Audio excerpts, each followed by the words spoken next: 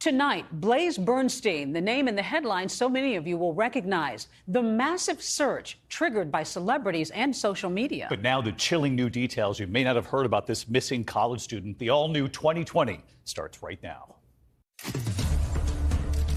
Who leaves their house without any of their items at night and doesn't show back up again?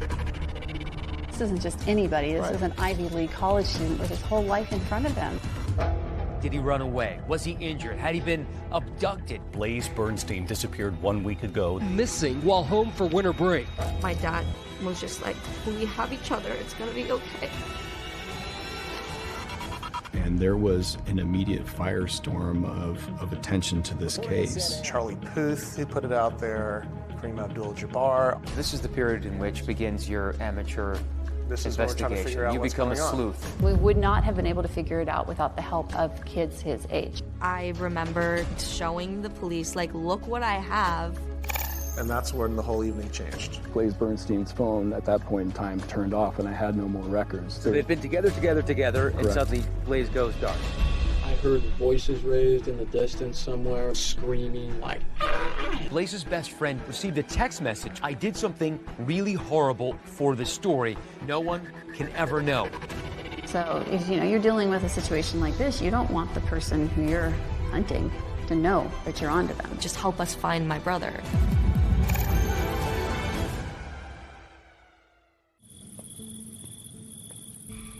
Well, the search ramping up today for a Lake Forest teen who disappeared while visiting his family over the holidays.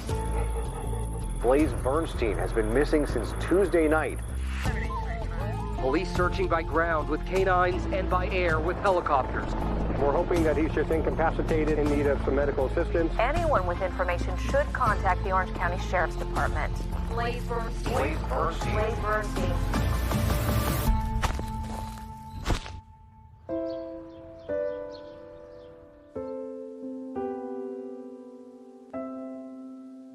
What are your favorite pictures here? The kids like to goof off a lot, and he would dress up. They love to dress up. They love to do puppet shows, and this is him in a school play when he was little.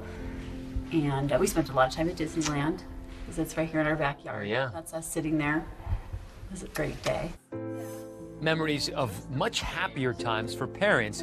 Gideon and Jeannie Bernstein married in 1992. They moved from Los Angeles to Orange County to raise a family. They have 3 kids. The youngest is daughter Bowie, Jay in the middle, and Blaze, the oldest. We had a lot of fun raising the kids together. It was fun.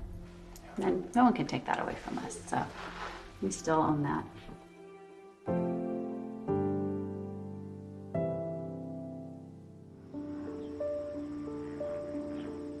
Blaze Bernstein grew up here in the city of Lake Forest.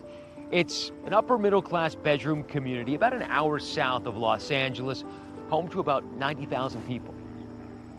Growing up in Lake Forest was really nice. It was kind of inland from the coast, like 30-minute drive from the beach. It was actually a really quiet residential area. Houses were beautiful, a lot of families there. When we wanted to start a family, we left Los Angeles with the idea that we'd be moving to a safe suburbia, one of the safest places in the country. And by all accounts, Blaze is this bright, gifted teenager with a sharp wit and a warm heart. I've known Blaze since we were babies. Blaze as a kid, besides being very high energy, he was really creative, he was very thoughtful. Blaze was incredibly bright, curious. He was really a Renaissance young man. I mean, he was interested in everything. Surrounded by family and friends, Blaze was bar mitzvahed in 2011. That's a Jewish celebration of adulthood on a boy's 13th birthday. It was an occasion especially meaningful to his grandmother. I did know that his grandmother was from Romania and survived the Holocaust. I really think that Blaze got it. He was proud to be a Jew, humanistic philosophy, caring about the world and understanding the world's only going to change if human beings change it. But even though Blaze possessed that understanding, it offered no protection from becoming a target of frequent bullying. Growing up in Lake Forest was not super easy for him. He was bullied every single day on the bus. He just wanted to get out of the public school system. And it wasn't just the bullying. Even though Blaze is a good student, he longs for something more. Go, man, go. Something that challenged him, not just intellectually, but creatively. And he would find it at OSHA. OSHA is the Orange County School of the Arts. It is a 7th through 12th charter art school. In order to get into that school, you have to audition, and about 1 in 10 students who audition actually get into this school. So it's very competitive. Blaze auditioned for OSHA. He was artistic in every single way possible. He was very creative. His talents going in were performing arts and writing, and he wanted to move into the creative writing department. We've had students who wound up professional actors, designers, the writers, the whole thing, musicians. Among the more famous OSHA alumni are actors Pedro Pascal, class of 1993, who starred in the HBO hit The Last of Us, and Matthew Morrison, a 1997 graduate and star in Fox's popular TV series, Glee. I want you to listen very closely to the lyrics because I really mean what I'm singing. Once Blaze got to OSHA, he felt like there was a community there for him. He had a lot of friends. He was very social. I met Blaze when he was a senior in high school. He shared some of his writing with me, and I wrote a letter of advocacy for his application when he applied early decision to Penn because he was a brilliant writer. Blaze's exceptional talents got him into the University of Pennsylvania, and he moved across the country to Philadelphia as a pre-med freshman in the class of 2020. Was he homesick at the start? I think that the first semester at school was difficult for him in terms of his social life there. He was used to being in a small school. Now he's a little fish in a big sea, and I think that he had to come to grips with that. When I found out that he was going to an Ivy League, I was like, oh, that makes sense. At Penn, Blaze got involved in Pen Appetit. Pen Appetit is a student-run magazine for people who are interested in writing and also interested in food. He knew that those would be his people. Our photographer for Pen Appetit, he held a photo shoot where we dressed up in our chef's whites and aprons. We brought whisks and knives. We have photos of him, holding the whisk, being surprised. I mean, he was so helpful, and we're so fortunate to have these photos of him.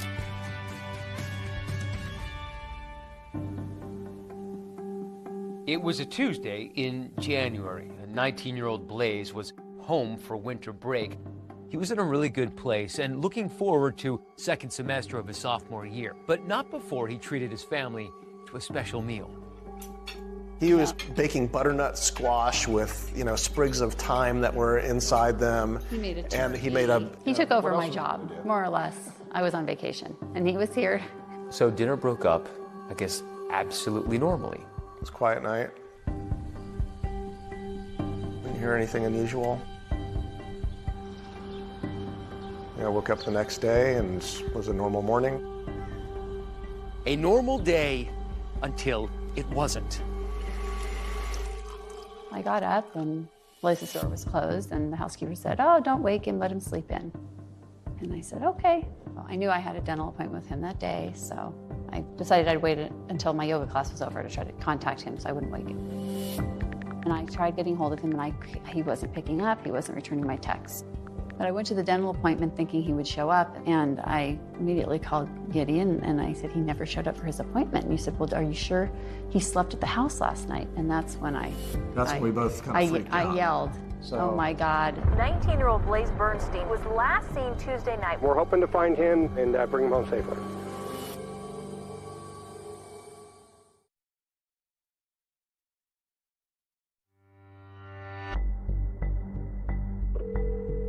My dad called me and was like, hey, have you heard anything from Blaze? He's not picking up the phone. It's really weird. Just let us know if you hear anything. And I'm like, that doesn't sound right. I was at work, so I basically run out of my office and jump in the car and drive home as quickly as I can. and just go run upstairs, and his glasses are there, his wallet's there, his keys are there. Panicked and confused, the Bernsteins were calling everyone they could think of to see whether anyone had seen or heard from Blaze in the last 12 hours. And what were they saying? They didn't know anything. Nobody knew, where his location was. Well, I found out that Blaze was missing, and it was just really shocking to me because I was like, there's no way that he could have run away. He wasn't that kind of person.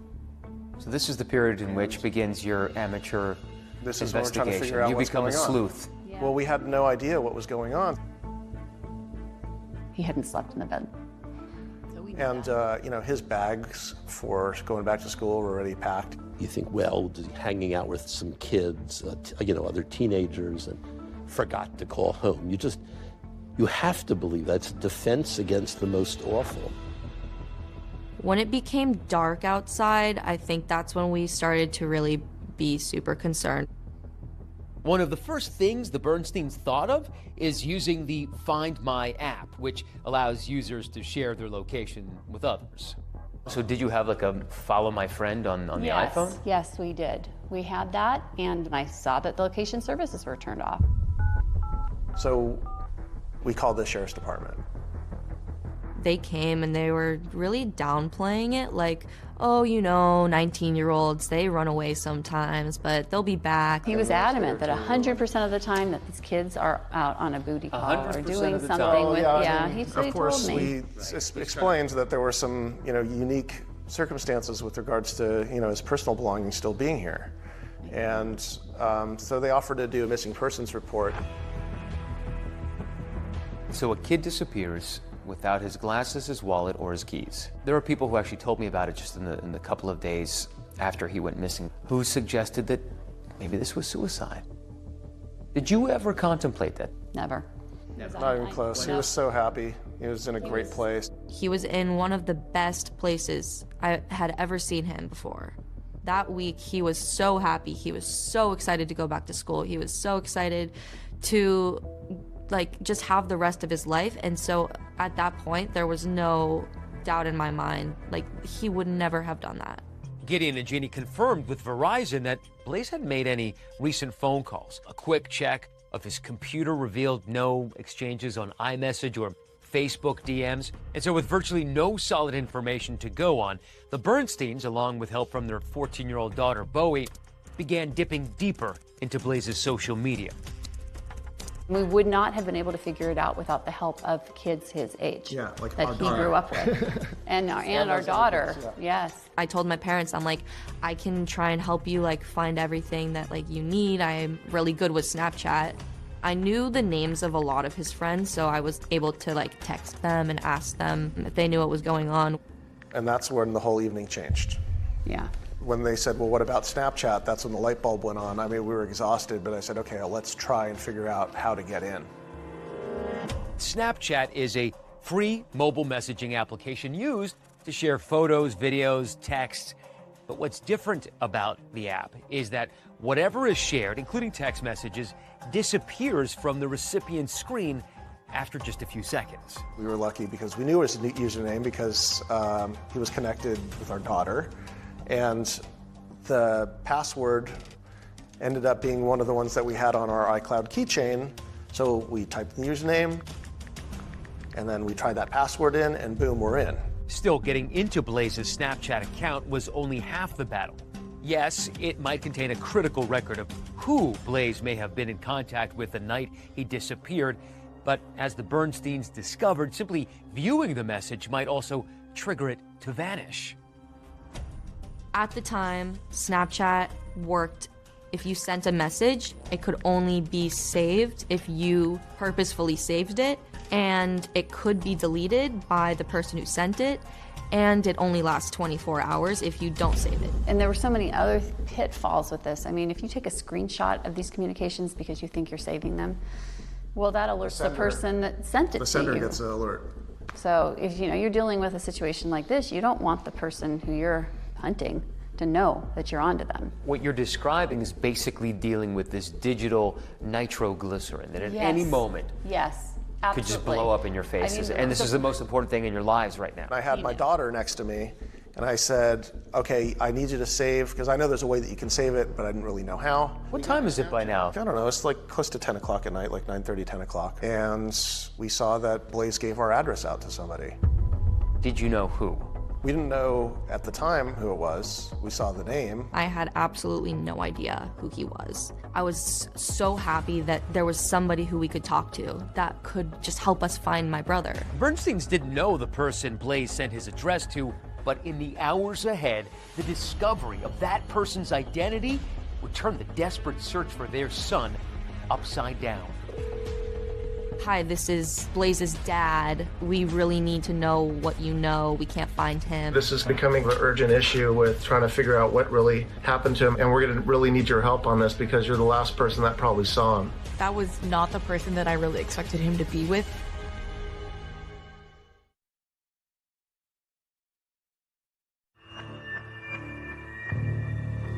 Who leaves their house without any of their items, at night and doesn't show back up again?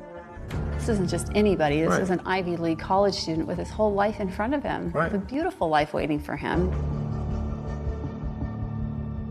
Hours had passed since anyone had heard or seen Blaze. Did he run away? Was he injured? Had he been abducted? There was no sign of him anywhere. Now, as darkness fell, there was finally a glimmer of hope. We wanted to make sure that if there was any chance that Blaze was still alive, that we took it. I wanted to ensure that not 1 second was wasted. And the Bernsteins discovered something else. It was a final text message sent to Blaze at 3 p.m. from his best friend. "Hey, I'm really worried about you. Please text me." There was no reply. The Bernsteins frantically reached out to that best friend, who told them Blaze did exchange messages with someone else overnight. Now it seemed that person was their best hope of finding Blaze. We don't know what the conversations were that led up to his disappearance, so we want that information. Gideon Bernstein, through his own investigation, found out that there was communication on the Snapchat application. And so he was able to message through direct messaging Sam Woodward. We didn't know who he was. I was like, we should call him. Like, he definitely knows what's going on. And so I encouraged my dad to call him, and we recorded a call. We haven't heard from him all day. He missed an appointment today, and then we started getting concerned, and I've been trying to figure things out. So you're the first real clue to the puzzle here. Yeah, honestly, I'm sorry.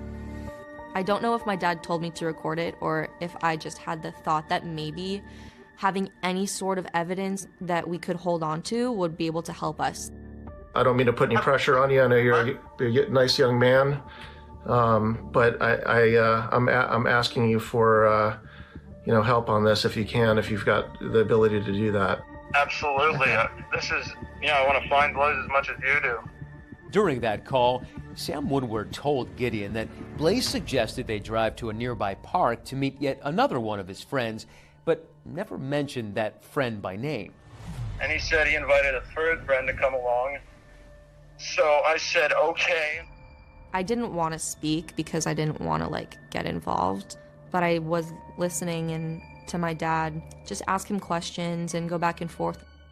And then did he get out of the car, or what happened? Yeah, he got out of the car, and I got out of the car too, and I just asked him, who is this guy? And he's just like,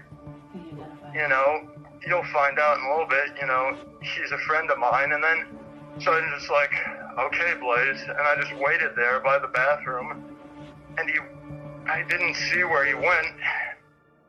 I was just thinking to myself, this is maybe weirdest, situation that we could be in at this moment. And I remember that phone call went on for a while, too. I guess I realized, did something happen to him? So I went back. I searched all over for him where I was at the library. I couldn't find him anywhere. And I guess I just figured he might just call me in the morning or just pranking me, but I'm scared now. It's a disturbing phone conversation, which now raises more questions for the Bernsteins than it answers. We were curious to know who this person was, but then we did find out he was a student at OSHA. 20-year-old Sam Woodward and Blaze were former high school classmates at OSHA. I have known Sam since he was born, kind of grew up alongside of him. I remember excitement, during Sam telling me that he was going to OSHA. Woodward grew up only 30 minutes away in the wealthy coastal town of Newport Beach. Sam was joyful. He was a really happy, special kid. He lived in this house with his parents and a brother who, by all accounts, were devout Catholics and attended church regularly. Everything we did, all the families we spent time with, were from our church. I did teach Sam Woodward in acting for the camera in his 10th grade, and I had him for the one semester. For 10 years, Phil Schwadron taught drama and directing for grades 9 through 11 at OSHA. He was definitely serious. He didn't crack jokes, didn't laugh a lot, as to my memory. Sam went to OSHA with me from 7th grade to 10th grade. I would say that he did not necessarily fit into the general OSHA artsy vibe. We came back for what would have been Sam's 11th grade year, and I said, who have I got this year? And my boss said, yeah, you're going to get them all back except one left the school. Who left the school? Sam Woodward left the school. I wasn't really surprised that he left.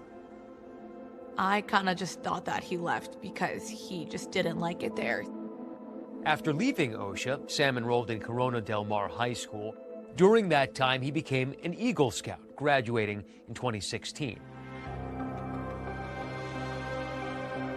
Now, 2 years later, nothing seemed to explain how or why this unlikely pair with seemingly nothing in common ended up together in this park.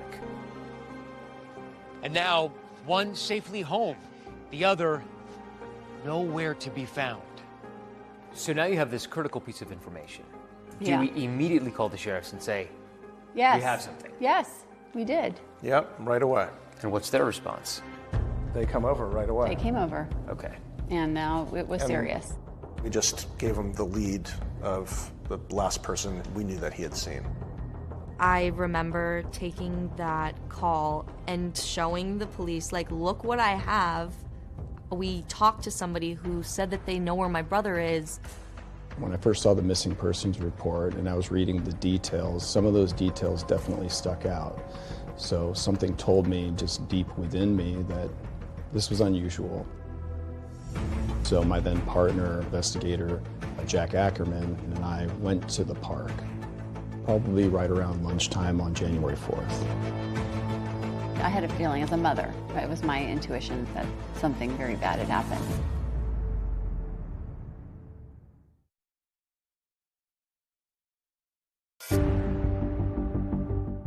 On January 3rd, 2018, the day Blaze Bernstein's family realized he was missing, Blaze's sister Bowie recorded a phone call between her father and 20-year-old Sam Woodward, a former high school classmate who says he was one of two people with Blaze the night he disappeared.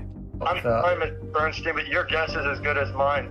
Woodward said Blaze made plans for a third person to meet up with them in a neighborhood park that night. Blaze didn't tell me anything about this guy except that he was from OSHA like us. Really appreciate you calling me and sharing that info. And is it okay if I reach back out to you if I need some help? Absolutely. I want to find Blaze as much as you do. When they were talking about meeting another person, I was like, what other person? Who else would my brother, like, be with? So you want a water? I got a water. What kind of monster you want? The next day, Orange County Sheriff's investigators bring in Sam Woodward to ask some questions of their own. You can leave at any time. You're not under arrest or anything like that, okay? We're just trying to find Blaze. Find Blaze.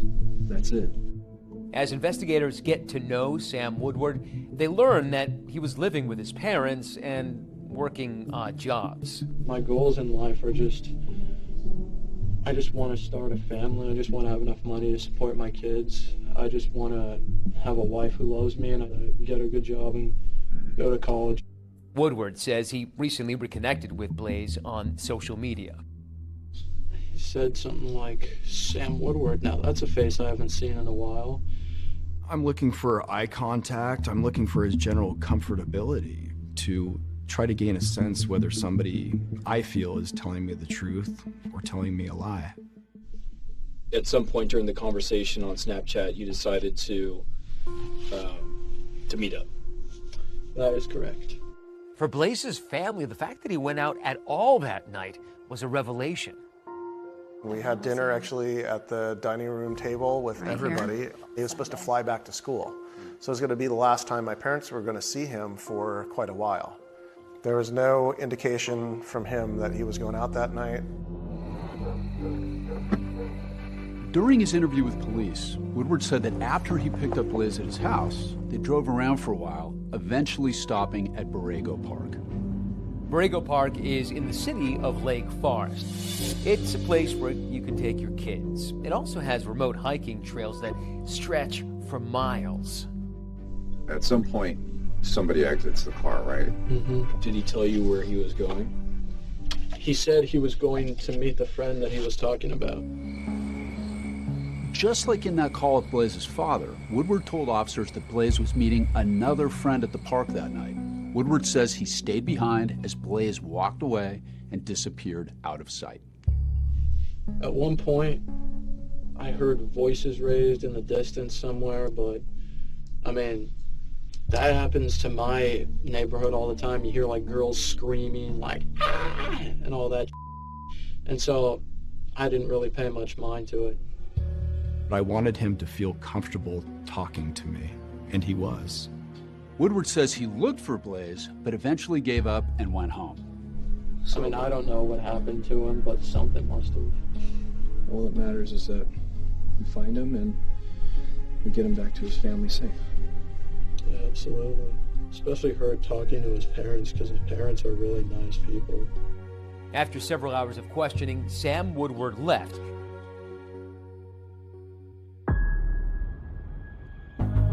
But police, they remained suspicious, so they decided to put him under surveillance. I'm trying to record it right now. There was a large team that was deployed into the field, and we followed him anywhere that he went. And with this growing cause of concern for Blaze Bernstein comes the glare of the media spotlight. The Blaze Bernstein missing persons case is now big news. The Orange County Sheriff's Department searched the park, but they haven't seen any signs of Blaze. Blaze was supposed to be in school this morning. He was supposed to fly back Sunday, go to class today, but instead he's missing. I remember going with my dog to Borrego Park before and kind of just like walking around to see like, what if I find him here? Bowie documented that desperate period of time with pictures and videos posted on her Snapchat. Our congregation went into high gear. We printed flyers with his name and picture and the facts and who to call, and we put them up on bulletin boards and poles all around the city. At this point, it's now in the hands of the police. Mm-hmm. But you continue to work. Yes. Now you take to social media. Round the clock. You know, it looked like war games in this house. We had terminals all over the dining room table, and we were all just working. There was an immediate firestorm of attention to this case. We were absolutely inundated with tips from the public. There were hundreds within the first week, and then that grew exponentially. Some of our contacts were friends with some of the celebrities that were willing to post it on their social media. And so we had the missing persons flyer out for Blaze on, Kobe Bryant's Facebook page, and Charlie Puth, who put it out there, Kareem Abdul-Jabbar. So it started to catch a lot of attention. We were spending every minute talking about it. People were filming in our house, interviewing my parents. Nothing like this ever happened where we were. Any sign of him, any clothing, obviously him. We're hoping to find him, hoping that he's just incapacitated and in need of some medical assistance so that we can get him and bring him home safely. There was like this team of people with drones, and they were going throughout Whiting Ranch Wilderness Park, where we were concerned maybe my brother was back there, and maybe there was a mountain lion, or maybe like something happened to him and he was missing or lost. For the fourth night in a row, the Bernstein family will go to sleep without their oldest son at home. It was clear as the week wore on that it was more and more dire. There's a lot of pressure, immense pressure to perform. Then, on January 9th, with Blaze missing for 7 days now, a discovery which upends the case. Jack and I were teamed up. Jack said, "Dylan." You heard it in his voice. I could hear it in his voice.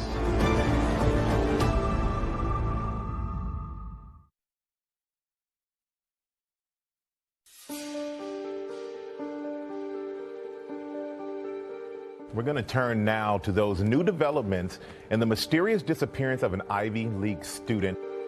19-year-old Blaze Bernstein missing while home for winter break.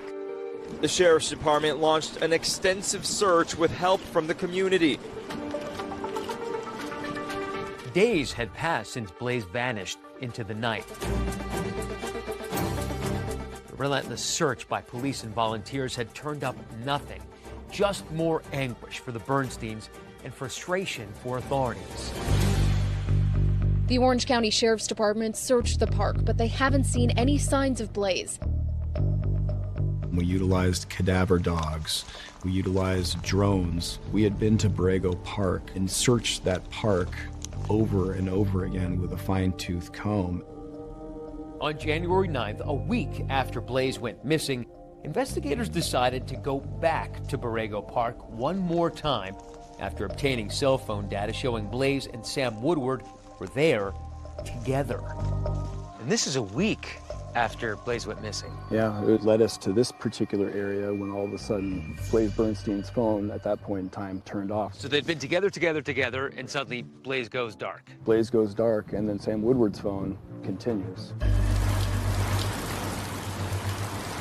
There was a torrential downpour. It was cold, it was raining, everything was wet, everything was muddy.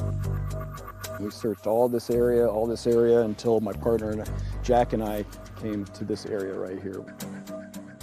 I saw a spot that looked unusual. So I walked down. There was a large tree branch covering an area that looked a little odd, like the rain had kind of settled some dirt around something.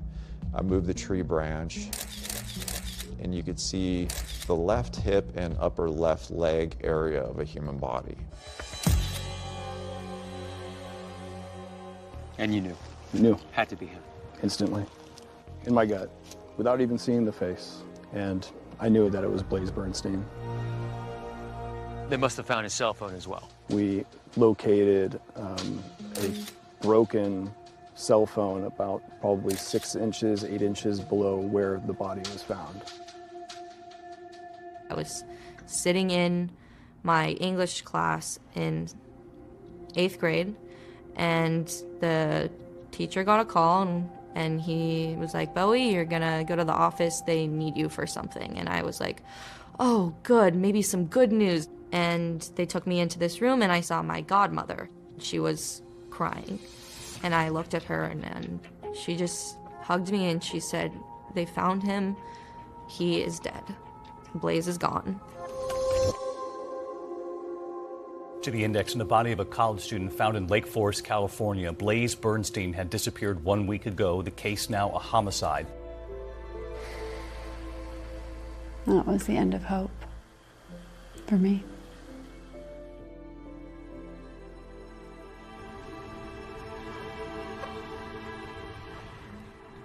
We started off this journey over a week ago, looking for our son and asking for everyone to help us find Blaze Bernstein. And we just have learned that they have positively identified our son Blaze's body today. I just felt so numb, like nothing that had happened in my life had mattered anymore. And then when I got home, my dad was just like, he was just defeated, but he just said, like, "It's gonna be okay. Like, we have each other, it's gonna be okay." Sorry.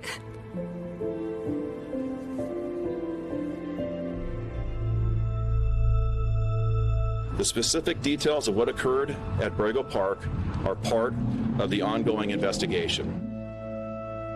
The autopsy revealed injuries which I believe were a result of an extremely violent encounter. Blaze was stabbed 14 times in the left side of his neck, 5 times on the right side of his neck. He was stabbed, in the knee. He had defensive wounds all over his fingers. He was fighting for his life, and probably a surprise attack. You hear about that many stab wounds. What does it tell you about the person or the mindset of the person who did that? Hate and rage. Intimate. It was an intimate killing. It was devastating news for the family and for the community. My reaction when I heard it was fury, anger, disbelief. I haven't felt those feelings in my life. As the investigation into Blaze's murder began, hundreds gathered for a vigil in his honor. We lost one of our sons. I hope that we can all join together and support the Bernstein family.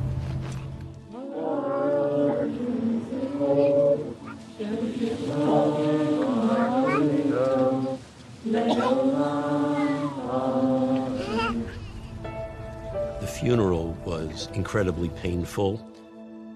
We had to ask for RSVPs because we could only accommodate here in the building about 11 or 1,200 people.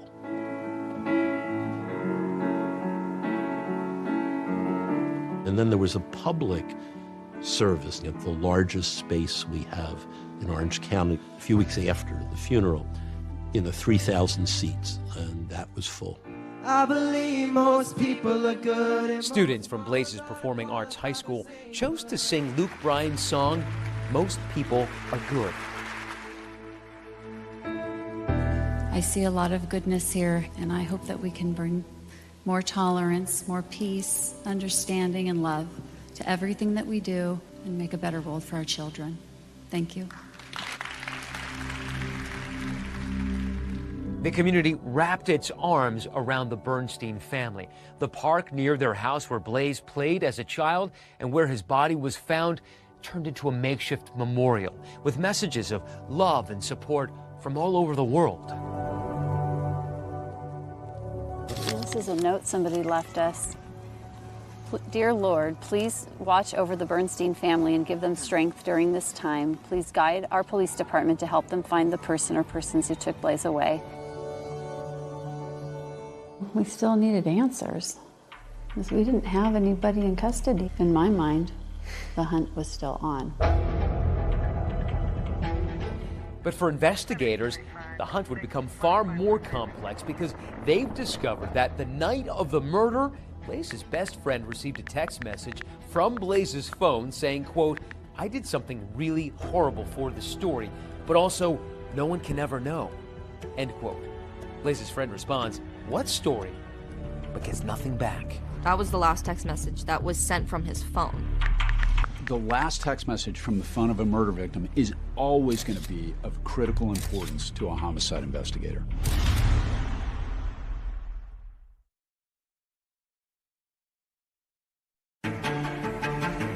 We are 6.5 years since my son was killed. Blaze is ready. Blaze the trail. We are all going through our own personal hell right now.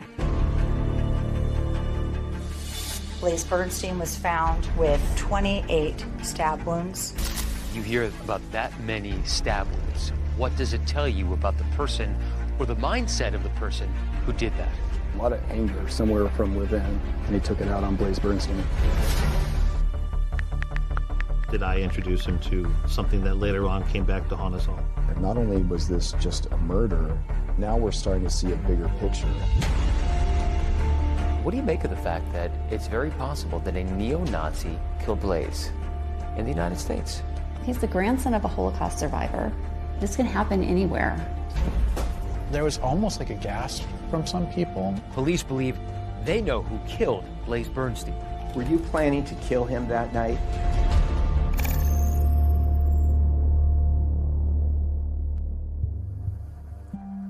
I hope that we can all join together and support the Bernstein family. We're hoping for better results, but yesterday afternoon, sheriff's investigators did find the body of Blaze Bernstein. 19-year-old Blaze Bernstein was first reported missing by his family on January 3rd, 2018.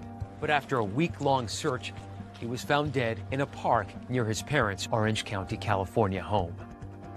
As this investigation moves from search and rescue to a homicide investigation, we ask for your continued support in providing tips and information to the Orange County Sheriff's Department. As investigators search for answers about who had killed Blaze and why, his parents Jeannie and Gideon flew east to Philadelphia to begin a grim task: cleaning out Blaze's apartment on the campus of the University of Pennsylvania. The grief-stricken Bernstein family invited us to go with them for this emotional and difficult journey. This is the apartment building that my son moved into. He's on. Let's first look at his mail. 5 days before he came home to California. It's been hard especially for Jeannie, to come here, having to go and, basically clean up your child's life after they're gone. And the kitchen was meticulous. I mean, he had every appliance and everything. I loved his apartment. It was so beautiful. It was so Blaze. This is the Whisk sweatshirt that my brother got. He was an editor for the Pen Appetit magazine. We were going through his closet and we found it, and I was like, I'm gonna take that. We had an opportunity to meet Blaze's friends. We will be here for you forever, and we appreciate your friendship. I'm delighted that Blaze had them in his life because I know that they all made him very happy.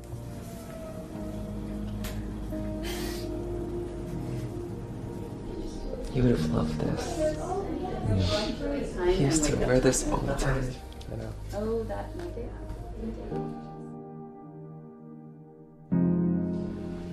Blaze was someone that you can trust with anything, and I trusted him with my life.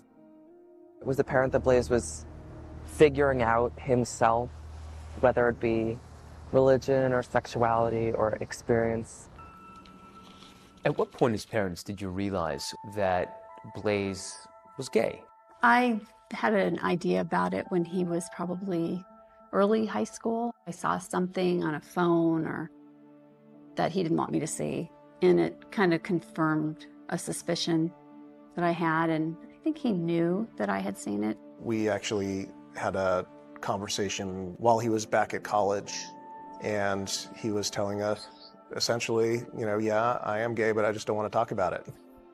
Did people at school know? Was he? I think so, yeah. Yeah, I think his friends knew at school. Because Blaze was so open about his sexuality with me, I feel like that definitely gave him a better foundation. So if he was to go to his parents and his family and open up about that part of his life, he would have known that we were all there for him. You noticed that too? Yeah, I took a picture of it. The mirror. As a mother of a gay man, I am proud to be that. Blaze is ready. Blaze the trail. You feel like, like an artist, that you have spent your lifetime sculpting this amazing piece of artwork, and then it gets destroyed. And so here we are. Our artwork is gone. Hard to accept.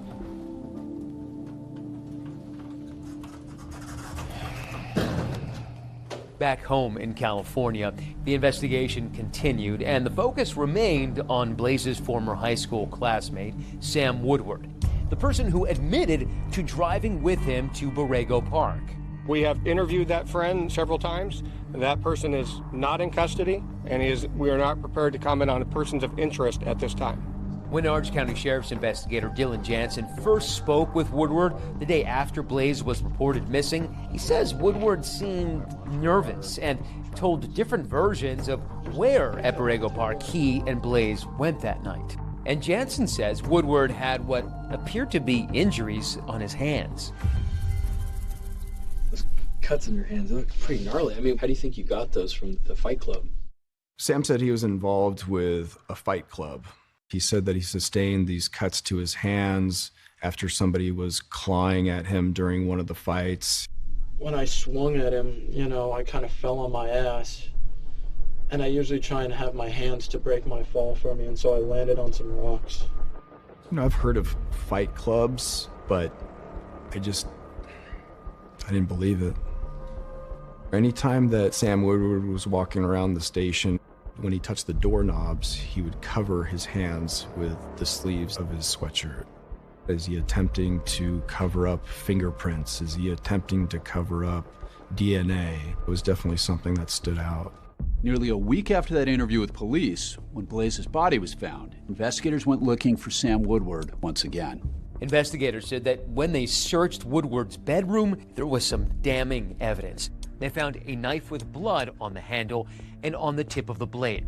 They also found bloodstains on a sleeping bag outside his window and on the driver's side of his car. The knife that was found in Sam Woodward's room, the areas of the vehicle that had apparent blood in it, the sleeping bag that was found on the side of Sam Woodward's home, they were all tested for DNA, and those results concluded to be the blood from Blaze Bernstein. With this new evidence, police are now ready to make an arrest. Under arrest, 20-year-old Samuel Lincoln Woodward suspected of killing Blaze Bernstein. Police say DNA evidence led them to arrest the 19-year-old's former high school classmate. I remember thinking to myself, that's the guy that was on the phone. I want to find Blaze as much as you do. At the time, I thought, I wonder what my brother was thinking before he died. I wonder if he was in pain, or I wonder if he could have saved himself. And I think once Sam was arrested, I knew my brother didn't have a chance. But something authorities were playing pretty close to the vest was motive. Why would Sam Woodward want to kill Blaze Bernstein? As the days unfolded, investigators would confront a possibility they hadn't even originally contemplated. Not only was this murder, we're starting to see a bigger picture. It was absolutely shocking.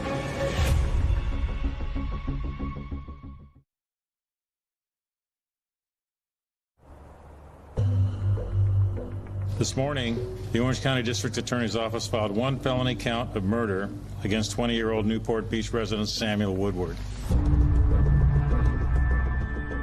Before joining ABC News, I spent 26 years as a deputy district attorney in the Orange County DA's office, and for a time, I was one of the prosecutors consulting on this case. Sam Woodward was taken into custody 10 days after Blaze went missing and 3 days after his body was found.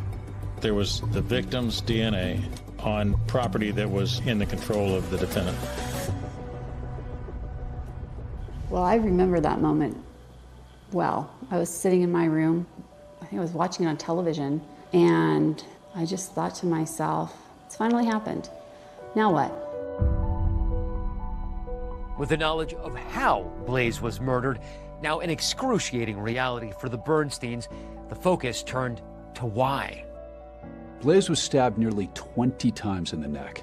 Using a knife to kill is particularly violent because you have to be up so close.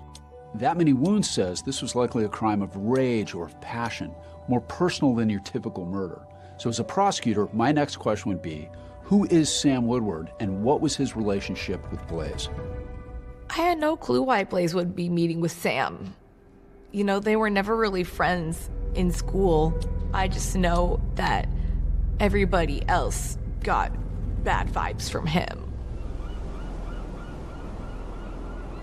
Woodward grew up in Newport Beach, the wealthy suburb south of LA in Orange County.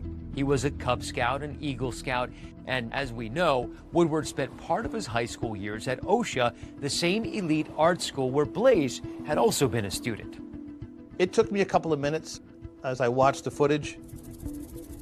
It started to dawn on me, oh my God, that's the Sam I taught. Every kid in my acting for the camera class, it was film work.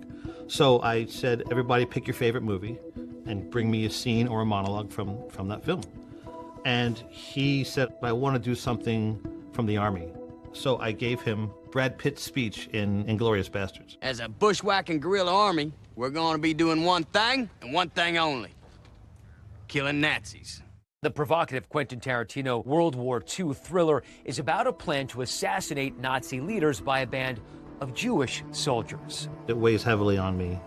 Did I introduce him to something that later on came back to haunt us all?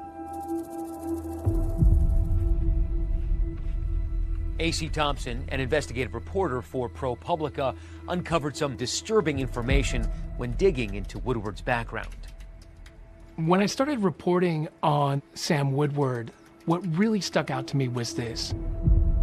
Sam Woodward was a member of the Atomwaffen Division, which was a neo-Nazi terrorist group that aimed to bring down the U.S. government and incite a race war. Atomwaffen posted violent propaganda videos online to spread a message of hate and to help recruit new members. The Atomwaffen Division was a neo-Nazi group that existed from about 2015 to 2020. They were inspired by Charles Manson. They were also inspired by Tim McVeigh, the Oklahoma City bomber. They weren't interested in protests or marching in the streets. They wanted to kill people.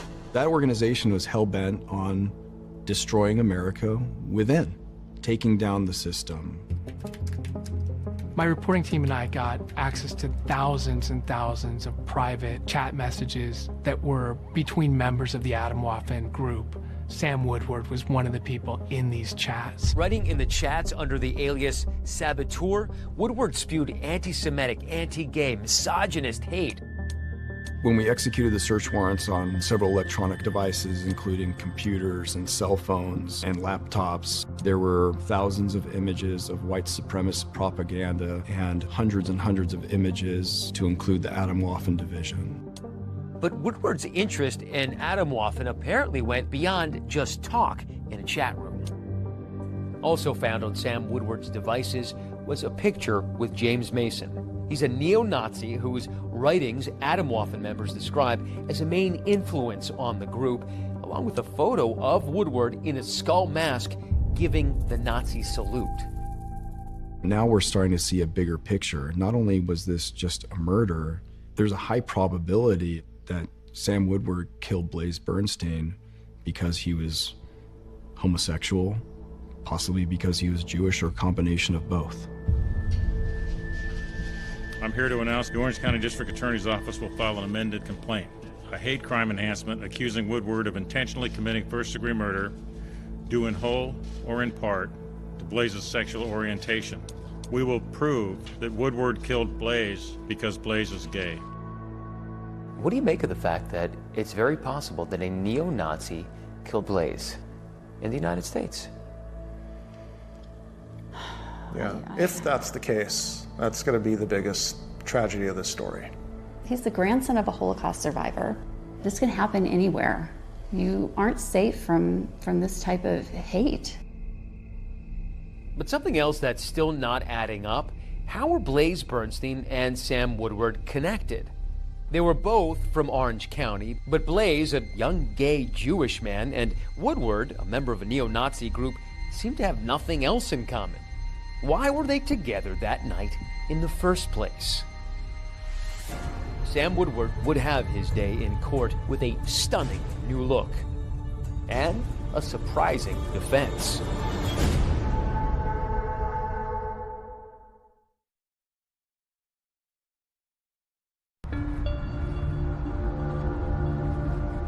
While Sam Woodward was arrested for killing Blaze Bernstein in January 2018, it would take 6 years for him to face a jury.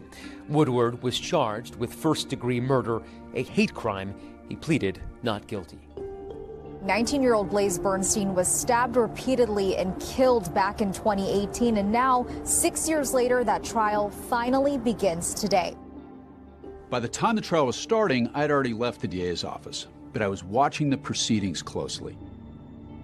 Still, no one seems prepared for the Sam Woodward that has led into Judge Kimberly Menager's courtroom.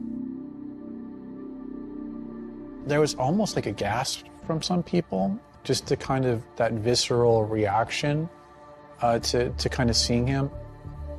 Long, dark, stringy hair, long, dark beard, covering his face. It's hard not to kind of draw mental comparisons to Charles Manson. Blaze Bernstein was found with 28 stab wounds. Senior Deputy District Attorney Jennifer Walker's opening statements tell the story of a young man who they say set out to murder 19-year-old Blaze Bernstein in cold blood. That hate crime charge, she explains, that was brought because prosecutors believed the evidence showed Sam Woodward murdered Blaze because he was gay, but not because he was Jewish. You'll see the cell phone evidence, the defendant's words, the defendant's hate. But in his opening statements, defense attorney Ken Morrison did something we definitely don't see every day by making a stunning admission. My client, Sam Woodward, was responsible for that death. The why is the single most important issue you will need to decide. This is no longer a trial about guilt or innocence. The question now becomes, did Woodward plan the killing because of a hatred of gay people? Was it premeditated?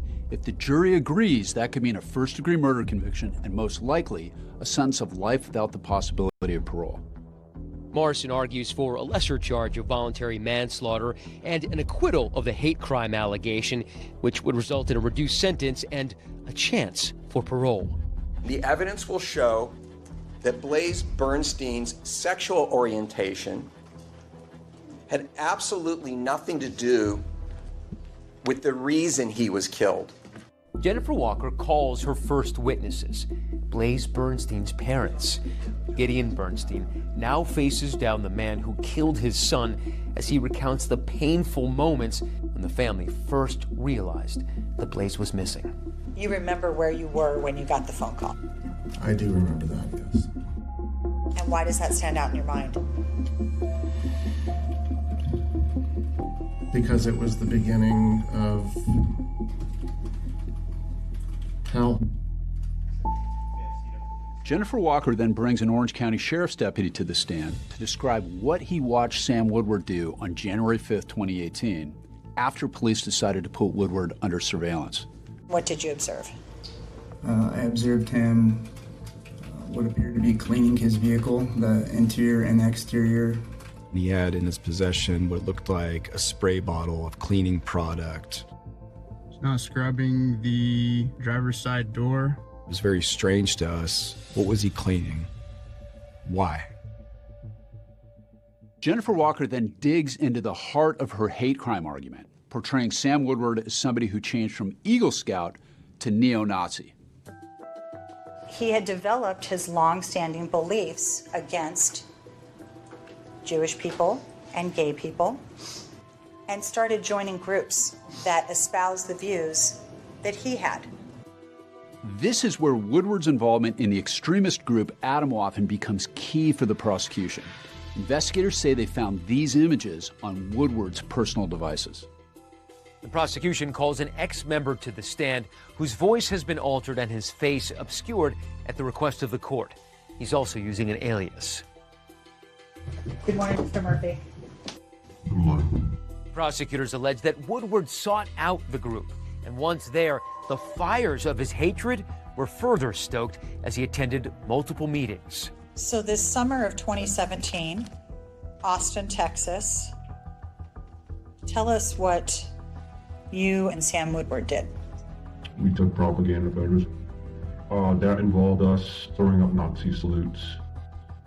Put the Atomwaffen logo on the photos, for propaganda purposes. The prosecution also presents what Woodward himself labels Sam's diary of hate, emails he sent to himself over a 7-month period in 2017. The prey that the defendant had chosen was gay people. And he kept a diary of his feelings and intentions. And who did the prosecution allege that he was, quote, hunting? Well, they say that Sam Woodward had been visiting online dating sites to connect with gay men. Downloaded Grindr so I could send photos of their fellow sodomites getting killed and tell them that they're going to be next. They're terrified, LMAO. This is too much fun. They think they're going to get hate crimed, and it scares the out of them. And this is how the prosecution claims Sam Woodward targeted Blaze while he was hunting for victims on the dating app Tinder. The two men first connected on the app in June of 2017, 3 years after they'd been classmates at OSHA. And then again, the night Blaze disappeared. The last exchange is allegedly what led to their encounter in Borrego Park. And then here is where the luring starts. And the defendant says, "Is anyone near you right now? Because I just wanted to say." And Blaze says, "Nope." "No, what? No one is near me." And the defendant says, "I might make an exception for you." And the defendant says, "Look, do you have Snap?" And then we have Blaze snapping his address to the defendant at 10:37 p.m. on January 2nd of 2018. According to prosecutors, the trap had been set and Blaze stumbled right into it that night when he agreed to meet up with Sam Woodward. But when it's the defense's turn to present its case, jaws will drop in the courtroom because the star witness will be the defendant himself, Sam Woodward. And the crux of the defense's case, that Sam had a secret and would go to any lengths to hide it, even if he had to kill. He kept saying something that I can only remember as, "I got you already. I got you, I got you."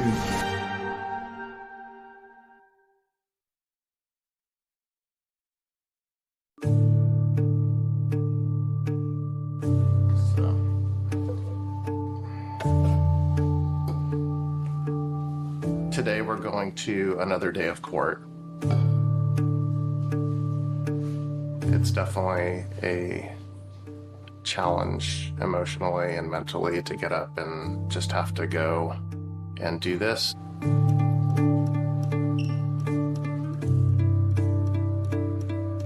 We are 6.5 years since my son was killed. We are all going through our own personal hell right now. The prosecution rested last week, and we're now listening to defense witnesses. Sam Woodward's defense attorney, Ken Morrison, is making his case. Sam did not hate Blaze for any reason. Remember, the defense has acknowledged that 26-year-old Sam Woodward killed Blaze Bernstein, but they insist it was neither a premeditated murder nor a hate crime.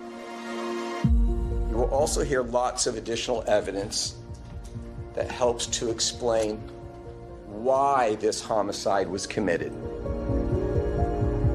But just as Morrison starts laying out his case, the defense team is dealt a blow. The judge rules that some evidence is inadmissible, including that mysterious last text message sent from Blaze's phone on the night of the murder. "I did something really horrible for the story, but also no one can ever know." The jury then hears how Sam Woodward was diagnosed with autism spectrum disorder, which the defense says hindered his ability to make and maintain friendships and contributed to Sam's acute sense of isolation and loneliness. This helps to explain how starved Sam was for the camaraderie, the brotherhood, and acceptance, and how profoundly vulnerable he was to recruitment into groups like Atomwaffen. The defense claims Sam Woodward's participation in Atomwaffen wasn't as much about ideology as it was about connecting with others and just having a good time. Morrison calls former Atomwaffen member Tyler Wiesing to the stand. So would you characterize the camp as very serious in terms of the ideology, goals, training, that sort of thing? That was the intent and the image. In the reality, it was a bunch of people getting drunk and not taking things seriously. As for those Tinder messages, well, the prosecution argued that Sam Woodward was online to hunt and terrorize victims.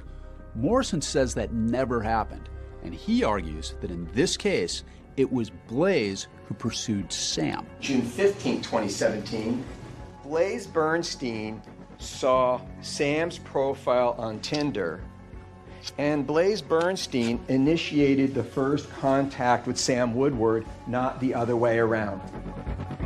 And then Sam says, thing is, you're not too shabby looking yourself, Blaze. Blaze says, well, thanks, Sam. That's sweet of you. Emoji. Sam says, yeah, you're cute, TBH, to be honest.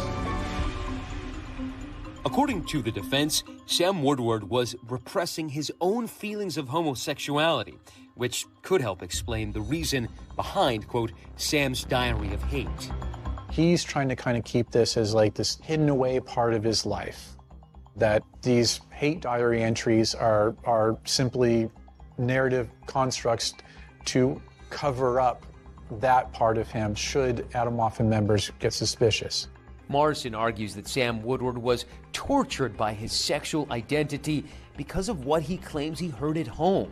He calls Woodward's mother, Michelle, to the witness stand. Ms. Woodward, was it ever communicated to your children that homosexuality is a sin? Yes. And who communicated that? My husband. The defense calls James Markle to the stand, please. Family friend James Markle tells the court about an incident he says Michelle recounted to him about Sam's father, Blake. Was there any particular word that Michelle Woodward told you that she would hear Blake call Sam? He would say, he would say, gay. But when called to the stand, Sam Woodward's father, Blake, denies using any homophobic slurs. Would you make derogatory remarks about homosexual people in Sam's presence? No. But ultimately, the case would hinge on the testimony of the one person who was there the night Blaze Bernstein was killed, Sam Woodward. The defense is calling up Samuel Woodward.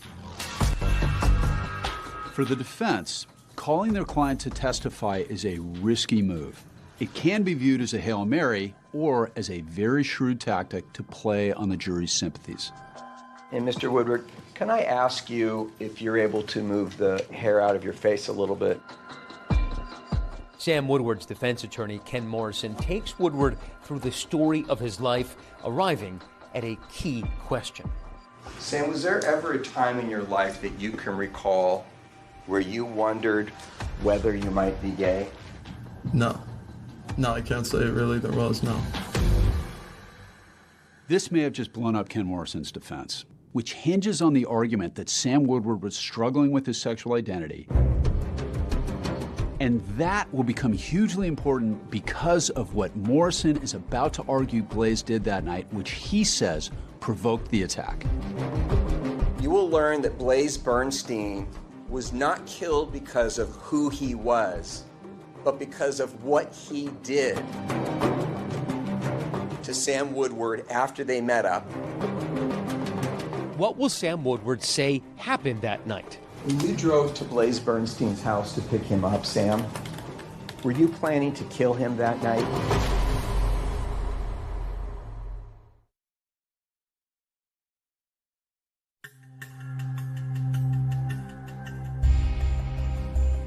It's day 28 in the trial of Sam Woodward, and defense attorney Ken Morrison is questioning his client about the night that he and Blaze ended up in Borrego Park.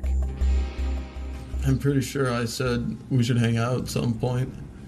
Or rather, it'd be cool if you wanted to. And right after that, he said to me that he was actually free this night, right now. And at that point, I said, all right, cool. Sam Woodward testifies that after picking up Blaze near his house, the two men eventually arrived at the park. There, on a bench, Woodward claims the night took a dark turn. Woodward said he smoked some marijuana, was starting to kind of get drowsy, kind of nod off. He feels something and opens his eyes. I saw a hand right on my crotch with my pants unbuckled. I looked right up and I saw him, and he had his phone in his hand. He kept saying something that I can only remember as, I got you already. I got you, hypocrite. I heard him maybe use the word outed in the same sentence. I couldn't exactly remember. If Sam Woodward is to be believed, Blaze was threatening him, and that's what made Woodward snap. What, if anything, did you think he was doing with his cell phone? I thought he might photograph me. I thought he might send text messages. I thought he might be trying to record me. So at any point in time, did you see Blaze actually appear as though he was texting any messages? Yes. Sam Woodward says his fear was that there had been an image or video taken and that his family would learn about it. I grew up in a home with my mother and my father and my brother. Loved them more than I can almost speak about. My father, though, if he'd heard about something like that got out somehow, I couldn't fathom that. Sam Woodward then describes how he says things escalated. I found one of the knives that I'd used to open up the container of marijuana. I just kept driving and driving and driving and driving the knife down. When you say driving the knife down, Sam, were you stabbing Blaze? At that point, yes, I was. In an effort to try to dispel any argument that this was a hate crime, Morrison asked Sam Woodward two final questions. When you drove to Blaze Bernstein's house to pick him up, Sam, were you planning to kill him that night? No, not at all. Did you hate him because he was gay? No, not at all. But now, here's where the gamble of putting Woodward on the stand could either pay off or lose big. Okay, so walk me through it, sir. On cross-examination, Jennifer Walker attacks Woodward's credibility. The left side of his neck was closest to you, right? If he's sitting to your right? Everything was a blur. Well, how did you stab him 14 separate times on the left side of his neck when he was sitting right next to you? I can't remember. And how did you stab him 5 separate times on the right side of his neck when he was sitting to your right? I can't remember. After a trial full of fits and starts, spanning almost 3 months, the case goes to the jury. The jury deliberates for about 8 hours. We, the jury, in the above entitled action, find the defendant, Samuel Woodward, guilty of the crime of first-degree murder. It's an emotional moment, even for the court clerk. A felony and violate. Just 1 sec. Sure. I've prosecuted a lot of murder cases, and I can't say I've ever seen a court clerk react like that. We, the jury, in the above entitled action, find it to be true that the defendant, Samuel Woodward, committed hate crime, first-degree murder. We are thrilled with the verdict, which holds Samuel Woodward accountable for the brutal, violent, painful murder of our son. Justice has been served. Thank you. Breaking news now, an emotional afternoon in an Orange County courtroom. The sentencing has just been handed down for the man convicted in the hate crime murder of Blaze Bernstein. This time the court does sentence the defendant to state prison for the term prescribed by law, which is life without the possibility of parole. The jury said that they saw this as a hate crime and that hate was not going to get you anywhere in this world. In the 7 years since Blaze Bernstein's murder, the family of Sam Woodward has never spoken out beyond their court testimony. But the Bernsteins say the Woodwards did leave something for them back in 2018. Have they reached out to you, by the way? Yeah. We found a note under our doormat. What did it say, this note?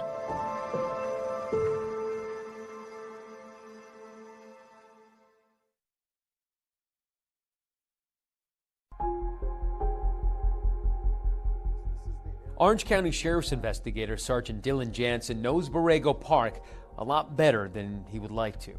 In the initial days of the investigation, how many hours would you say you spent at this park here? Countless. I spent a lot of time over here just looking, thinking, analyzing, what was the truth, what's not the truth. We may never know exactly what happened the night Blaze was murdered or what that last text message meant. But Sergeant Jansen can answer one question based on the evidence. That cell phone, even though it was damaged, we were able to send it to various companies to restructure the cell phone and extract any and all information on there. Were there any pictures of that night? No.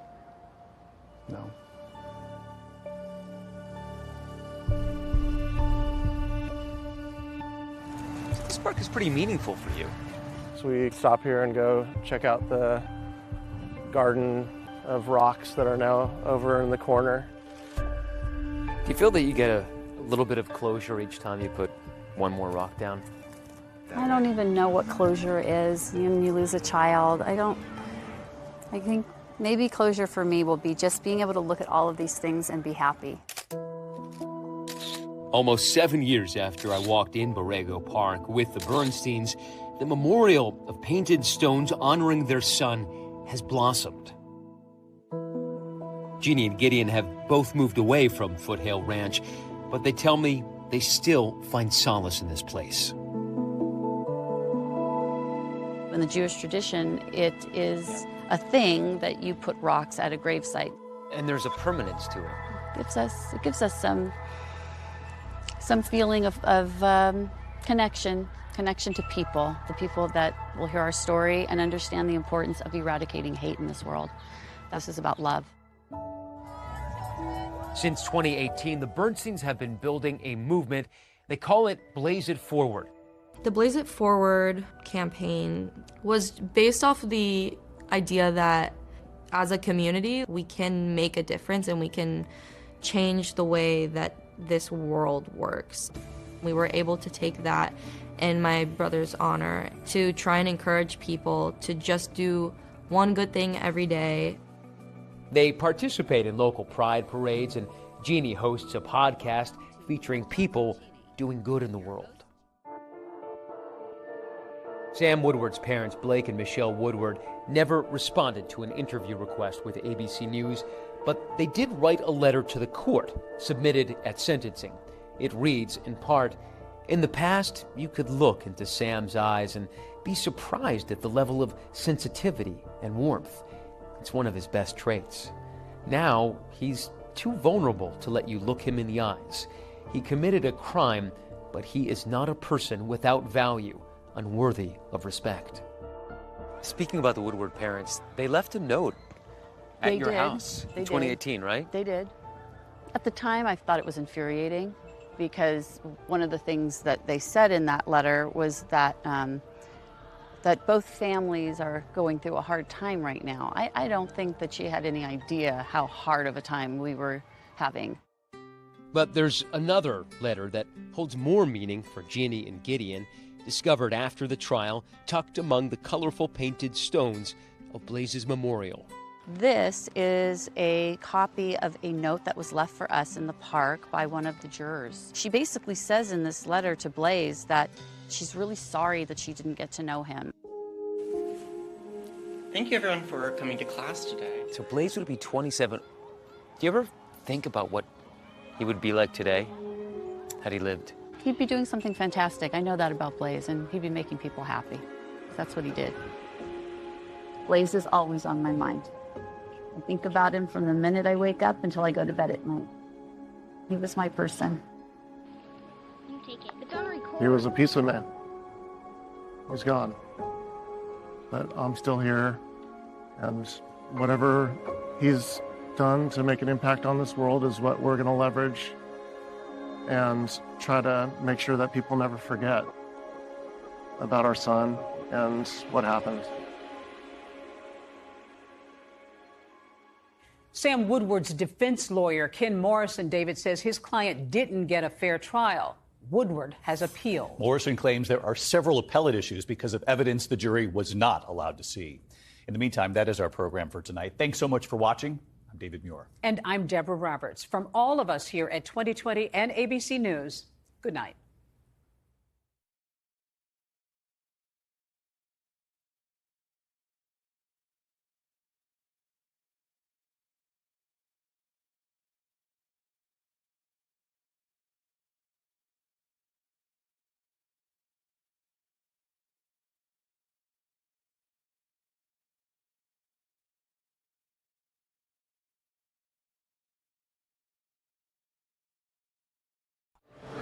It's wheels up for holiday travel, but not for everybody. 737 Maxes are up in the sky now. Would you fly them yourself? Absolutely not.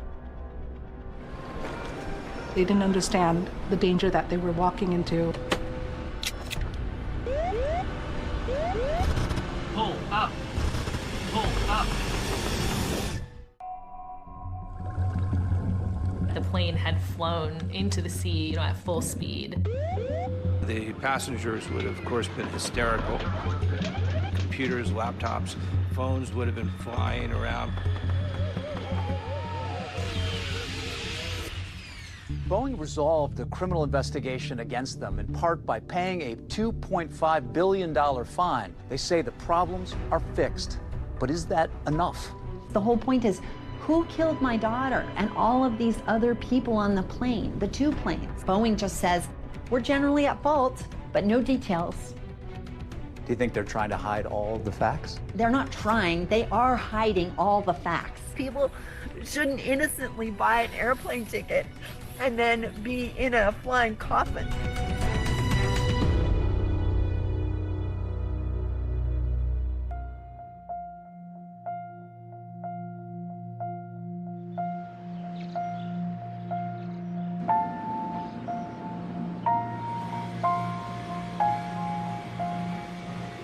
On a sunny March morning in Addis Ababa, the capital of Ethiopia, a truly remarkable group of passengers converged on Bola International Airport. 149 passengers from 35 different countries around the world got ready to board Ethiopian Airlines Flight 302, heading off to Nairobi. It was seemingly just packed with people who are on goodwill missions of various kinds. There was a big environmental conference happening in Nairobi, a UN environmental conference. Amongst the 149 passengers were also 9 Ethiopians, and one of them was Tamru Mulu, who is a child protection advocate. He was a kind of person who's really passionate about life, especially children who are suffering from conflict, drought. Also on that Ethiopian Airlines flight were 8 Americans, including 24-year-old Samia Stumo, who was raised on a Massachusetts farm by a family with a very strong tradition of activism. Samia had just started work for ThinkWell, which is a global healthcare organization. This was her first assignment. She was going to East Africa. She, at 24, had impressed them that they sent her instead of someone, a dozen years her senior. But not everyone on that flight was on a goodwill mission. There were also 2 brothers from California, Melvin and Bennett Riffle, on one last adventure together because Melvin was about to become a new father. Tell me how big this was for these 2 brothers to do this together. That was pretty remarkable. I thought so. I mean, No, I think so too. Yeah. I think it's rare that 2 brothers their age would stay close enough to want to travel with each other like that. Also on Ethiopian Air 302 that morning, a young Russian couple on vacation, Alexander Polyakov and his wife, Ekaterina. Они очень любили путешествовать. У них мечта была сразу. Но они перво-наперво, как они хотели именно поехать в этот национальный парк в Кению, чтобы увидеть крупных кошек.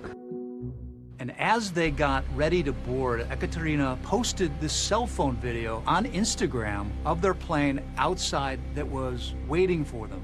In general, very few people think much about the model of the plane that they're on. It's something that most people really don't think twice about. In fact, it was a brand new model welcomed into the Ethiopian Airlines fleet with a lot of ceremony just months earlier. called the Boeing 737 MAX 8. We are welcoming the state-of-the-art modern airplane, the 737 MAX 8. It was a groundbreaking move for Ethiopian Airlines to acquire this aircraft. The fact that it was new, the fact that it uses the latest technology. Boeing had had a track record of success, and all expectations at the time were that the MAX would just be, the next big thing for the company. But it turns out this brand new plane had a secret, unknown even to the pilots. And when it was revealed, it would not just impact Boeing in shocking and unforeseen ways, but the entire air traveling community worldwide. Boeing is an iconic American company. They're known as the king of the sky. This is a company that's at the heart of American engineering and American manufacturing. For Captain Sully, celebrated for successfully landing his crippled plane on New York's Hudson River, Boeing has long been the gold standard for passenger aircraft. Boeing had a century-long history of engineering excellence, an effective culture, good leadership. There's a saying, and it stands today: if it ain't Boeing, I ain't going. It's affirmation that Boeing has had our back for decades. This is the 707, Boeing's prototype jet airliner, capable of speeds and altitudes which will revolutionize commercial air travel. The 707 launches in 1958, and right off the bat, it is a huge success for Boeing. And it just so happens to be the same year that Frank Sinatra releases Come Fly With Me.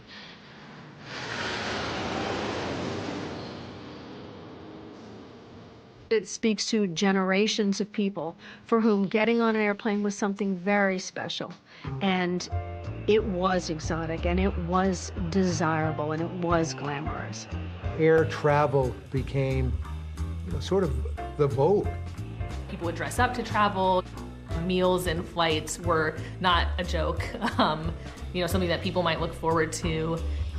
The 1960s were an extraordinary period for the company because of the 7 series of planes. 707 was the first successful jet.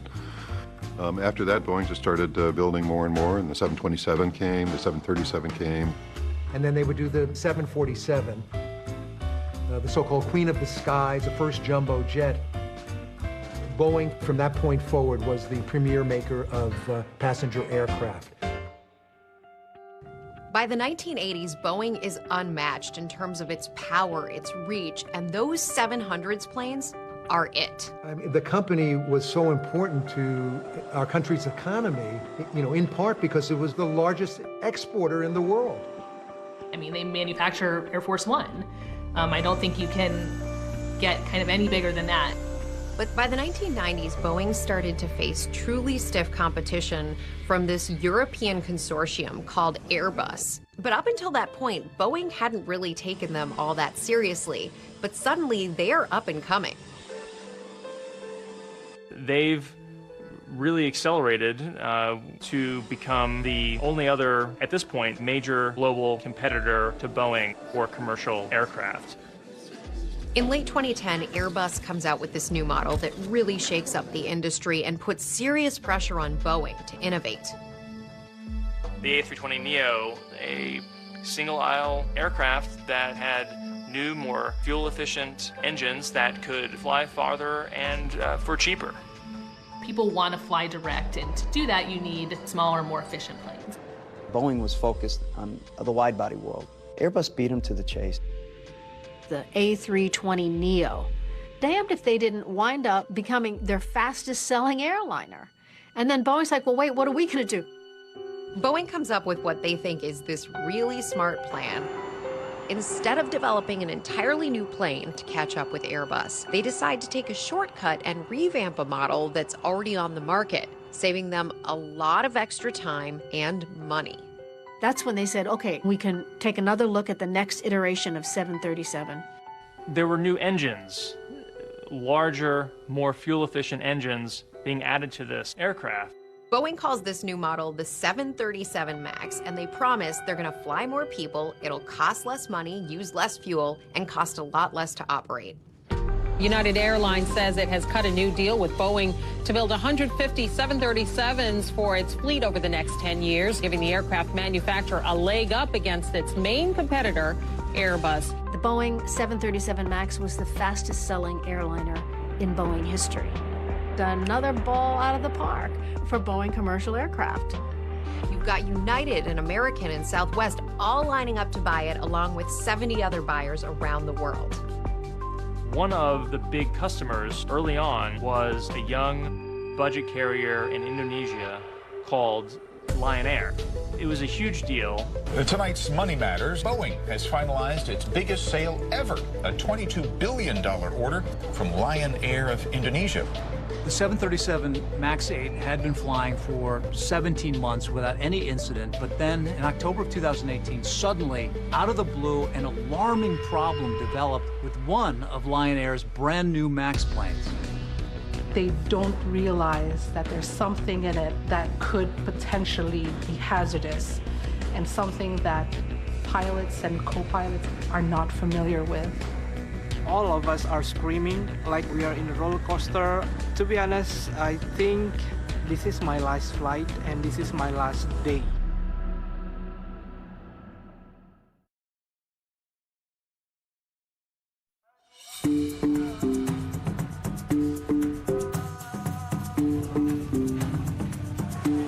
Jakarta is the capital, the largest city in Indonesia, and it's a bustling metropolitan with around 10 million residents. The aviation industry was booming, especially with the increase of the middle class in Indonesia. One of the airlines that benefited from that boom in air travel is Lion Air, an aggressive, rapidly growing budget Indonesian air carrier. In 2011, Lion Air made a huge splash, buying more than 200 of Boeing's 737 MAX 8 planes. Even the signing was overseen by then U.S. President Barack Obama. So I want to congratulate Lion Air for their incredible success. One of the Lion Air pilots chosen to fly the new 737 MAX was 31-year-old Bhavya Saneja. He's an Indian national whose dreams of being a pilot started when he was just a child. So can you tell me about your son? Yes, Bob, my son was a gifted child, a blessed child. I was into aviation, and for an aviator, when the child is flying and he becomes a commander, it is a big thing, you know, it is the sort of pinnacle of your dreams. Even though her son had over 6,000 hours of flight experience, Sangeeta says she was really concerned after learning that he wouldn't be going through pilot simulator training for the MAX. I said, you haven't had a simulator training, how can you go for MAX? And it is a more powerful engine. So without a simulator, how will you manage? One of the core selling points for Boeing of the 737 MAX was you don't need pilot training in a simulator. They were selling this to airlines as essentially just another 737 that the airline pilots could fly without learning all that much new. It's a huge deal to not have to have simulator training for pilots for any airline. It costs money and time.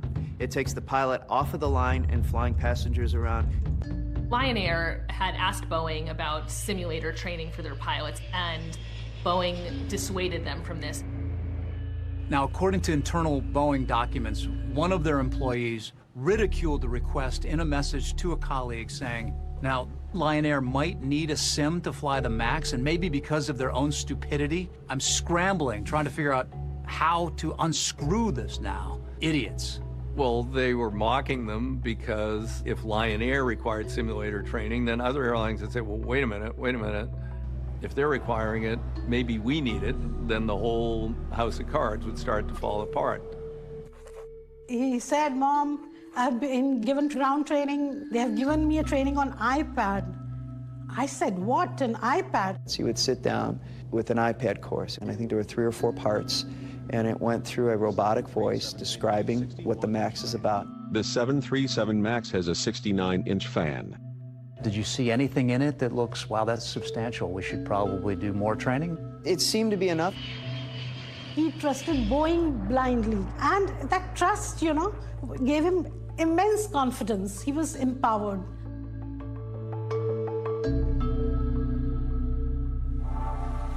In October of 2018, Lion Air had a handful of the new 737 MAXs in its fleet, and one of the aircraft was going to be departing from Bali with the crew and passengers. Me and my colleague in office, we went to Bali about October 2018. Bali is amazing for holiday, especially in Asia. Lion Air Flight JT043 was scheduled to take off from Bali to Jakarta. The flight was quite full of passengers, and most of them are local or domestic tourists like me. It's around 7 or 10 minutes after the takeoff, the flight suddenly feels like a fall down. It was a dive, a steep drop, 200 feet, and it wasn't something that was just caused by turbulence. All of us are screaming like we are in a roller coaster. How many times did it go up and down? Up and down 4 times. 4 times? Yes, the flight attendant who was sitting in the back, they could feel it up and down in extreme way. When an aircraft is pitching aggressively downward like this aircraft was, and it may feel as if your stomach is coming up into your throat, basically, but then comes the positive G's. It'll squash you down into your seat. To be honest, I think it's almost like this is my last flight and this is my last day. It just so happened there was a third pilot traveling on the plane, and he steps in and helps them get control of the situation. Until it's landed to the airport, I can hear everyone say, so relief. Some of the passengers are Muslim. I can hear that say, Alhamdulillah, thanks God. I cannot say it in a word. It's really relief. Yeah, I still feel a little bit shaky until now about that. The pilots were able to control it. They knew they had a problem, but they didn't understand exactly what the nature of the problem was. After the flight successfully landed in Jakarta, the pilots logged that they'd had some issues, but they'd left a lot of gaps in understanding what had happened on that flight. That left the next crew in the dark about potential problems with the aircraft. The very next day, Captain Suneja is assigned to an early morning flight out of Jakarta on that same 737 MAX, but he was given an incomplete report about what happened to that plane the previous night. These are 2 different flights, but the same exact plane. So it's something that spells disaster.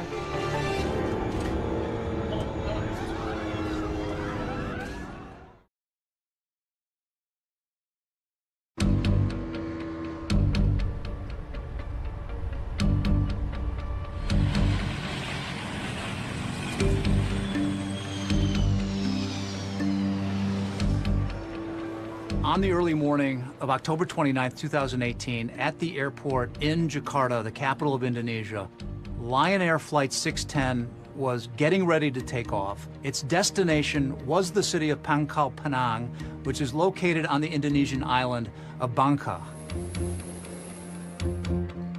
There was 189 people on board, 181 passengers, 2 pilots, and 6 crew members. One of the passengers was Miss Fiona Ayuzan. She was a businesswoman, 29 years old. She was flying back to Bangka for work. Bawain kopi ya, Pak, gitu. Karena saya suka kopi Bangka.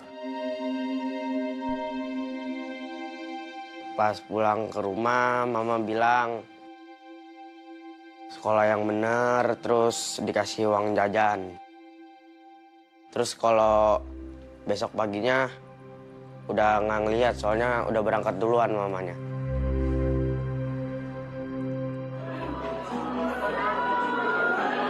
There was also another passenger by the name of Fendi Cristanto. He was flying to Bangka on a business trip and also on a personal trip. His father just passed away. Karena dia mau mengikuti sembayang bersama dengan keluarganya untuk sembayang orang tuanya. Pulang mau ngikutin sembayang yang ke-21 hari. One of the passengers shot some video as they were boarding the flight. No one on board, including the pilots, had any idea that this very same plane suffered a near catastrophe in the air just the previous day. And on that video, you can see the brand new 737 MAX out the window. Lion Air Flight 610 on that same 737 MAX is taking off from Jakarta. Very shortly after the flight takes off, the pilots are struggling with the plane. The stick shaker pops off. It is loud and it is rattling in the captain's hands. There are a cacophony, a tidal wave of other distracting alerts. Airspeed disagree, altitude disagreed. Pull up, pull up.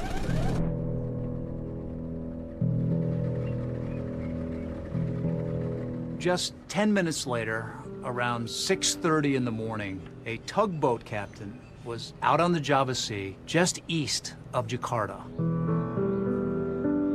Saya merasakan ada sesuatu benda yang jatuh. Nah, di situ dalam hitungan detik terdengar dentuman cukup keras. Apa itu? Jadi saya menghubungi Jakarta Radio. Iya, di siapa? Itu telah terjadi pesawat jatuh. The crash site, it is about 25 miles from Jakarta Seaport. On my way to the crash sites, really, I pray to God. I had great expectation that everybody still alive. Arriving on scene, when I saw the debris, the small pieces of fuselage, I lost my hope. Kalau di dalam, kebanyakan itu hampir sama dengan yang ada di permukaan, karena yang ada di dasar laut, di kedalaman itu adalah potongan-potongan tubuh ataupun bagian-bagian pesawat, entah itu serpihan, kursi.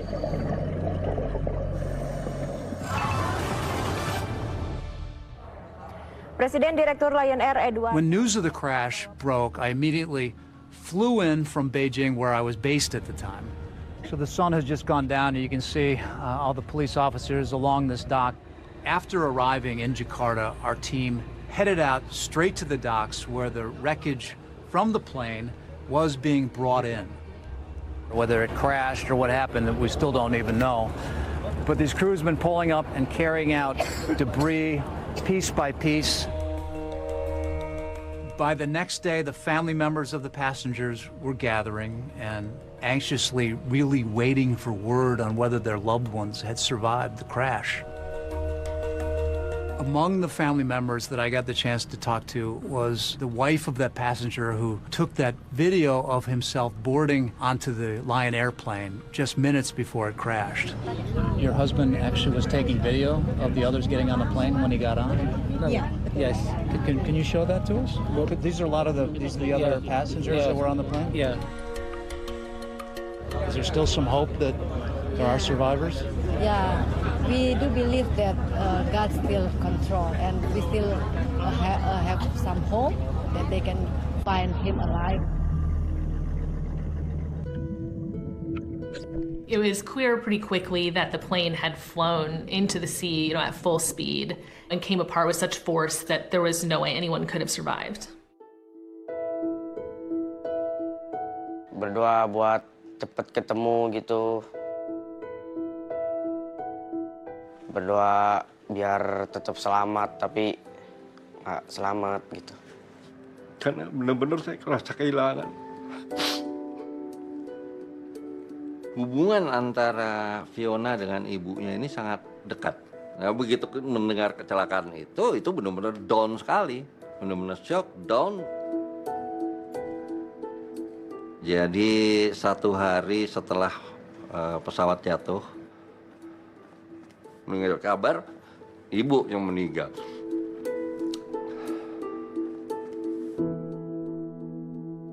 Fendi left behind a wife and 4 children, the youngest who was 5 years old. Jujur ya Bu, suami saya itu kalau naik pesawat itu memang sangat khawatir. Dia itu paling takut kalau naik, dengan rasa ketakutan yang dia alami gitu loh. At the time, very little was understood about what might have happened. Brand new plane, nice enough day, nothing in particular that would point to an immediate cause of this accident. This is a fairly new plane. The 737 MAX, it had only 800 flight hours. But it turns out there was a hidden danger on that plane. A flight control system that Boeing did not even tell the pilots about. There was nothing in the manuals that alerted the pilots to the existence of this new system that was placed on the MAX. Pull up. It has one mission, and that's to drive the nose down. Terrain, terrain. And it will not stop. Pull up. Was given the power to try to kill them, essentially, until it finally succeeded. Pull up, pull up.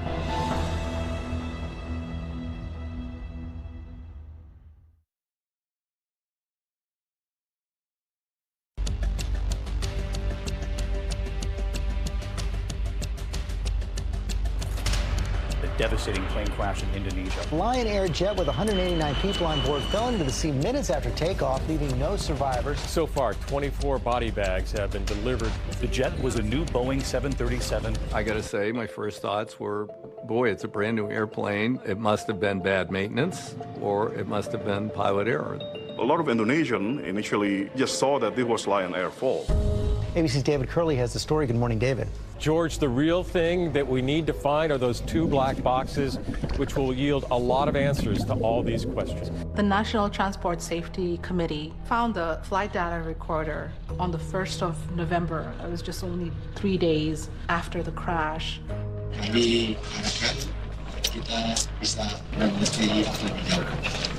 As they look at the contents of the flight data recorder, it becomes clear that something had gone terribly wrong. The pilots are struggling with the plane, almost in a tug of war. When we found the black box, we found that the aircraft was pitching up and then down, down and up and down and up. It's up and down for about 24 times. Had you ever seen anything quite like this? I never knew any case of the aircraft can fly up and down like this. I knew that the pilot was fighting with the aircraft.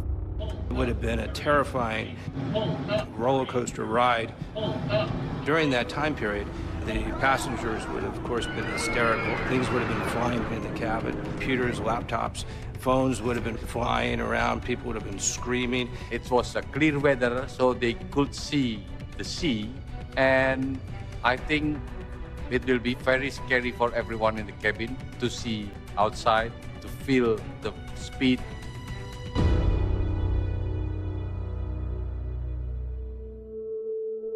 Sepuluh menit atau berapa itu? Rasa ketakutannya sangat amat.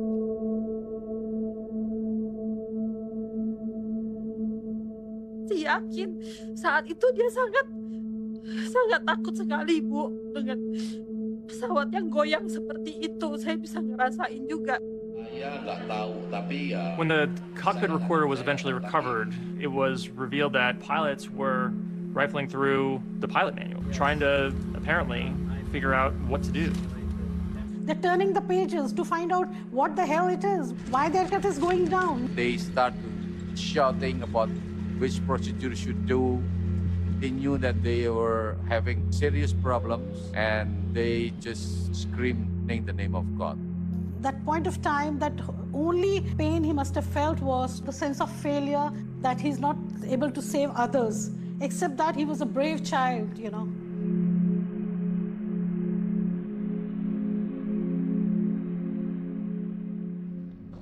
We surprised. It's very strange that the aircraft doing that way. Then we asked Boeing what kind of system that may create this way. What Boeing revealed to investigators came as a complete surprise. It turns out that Boeing had installed a flight control system on the 737 MAX that had the power to take control of the plane from the pilots without them even knowing about it. The program was called MCAS. MCAS, Maneuvering Characteristics Augmentation System, and that this system, under certain circumstances, can trigger in such a way that it will cause the airplane to nose down. Why did Boeing put this MCAS system? What was it for? It's a mystery not only for us, but also for the pilot and co-pilot on board the plane. So the reason they put MCAS on the airplane was because they put these brand new huge engines on an old airframe. In order to have sufficient ground clearance, they moved the engine further up above the leading edge of the wing and further forward, and that changed the way the airplane flew. And this effect of the engines came in and the airplane starts to want to pitch up all by itself. The idea was to provide something that would offset that pitching moment or causing the nose to come up. When the plane computers think the plane is in danger of a stall, so in very basic terms, MCAS pushes the plane's nose down by automatically triggering the rear horizontal stabilizer. So the MCAS is there to correct what MCAS thinks is wrong. Right. The pilots have no idea why this plane is going down against their will, Yes. so they tried to fight it back. Yes. One of the most fundamental muscle memory things about knows how to do. If the nose goes down too far, you pull it back and you trim. And this battle goes back and forth a couple of dozen times. So it was MCAS, it was the computer against the pilot. Yes, and the way MCAS was designed, it was given the control authority to do it as many times as necessary. In other words, it was given the power to try to kill them, essentially, until it finally succeeded. Boeing's revelations about the MCAS system and what caused it to activate on the Lion Air flight in the first place would cause an uproar in the pilot community, and it would all lead to a secretly taped meeting where Boeing was recorded telling pilots that MCAS was being fixed. Those are going to be relatively straightforward software changes that we expect we can get out in a fairly short period of time. We want to make sure we're fixing the right things. But while that was happening, the plane would continue to fly. They were rolling the dice with the lives of the global traveling public.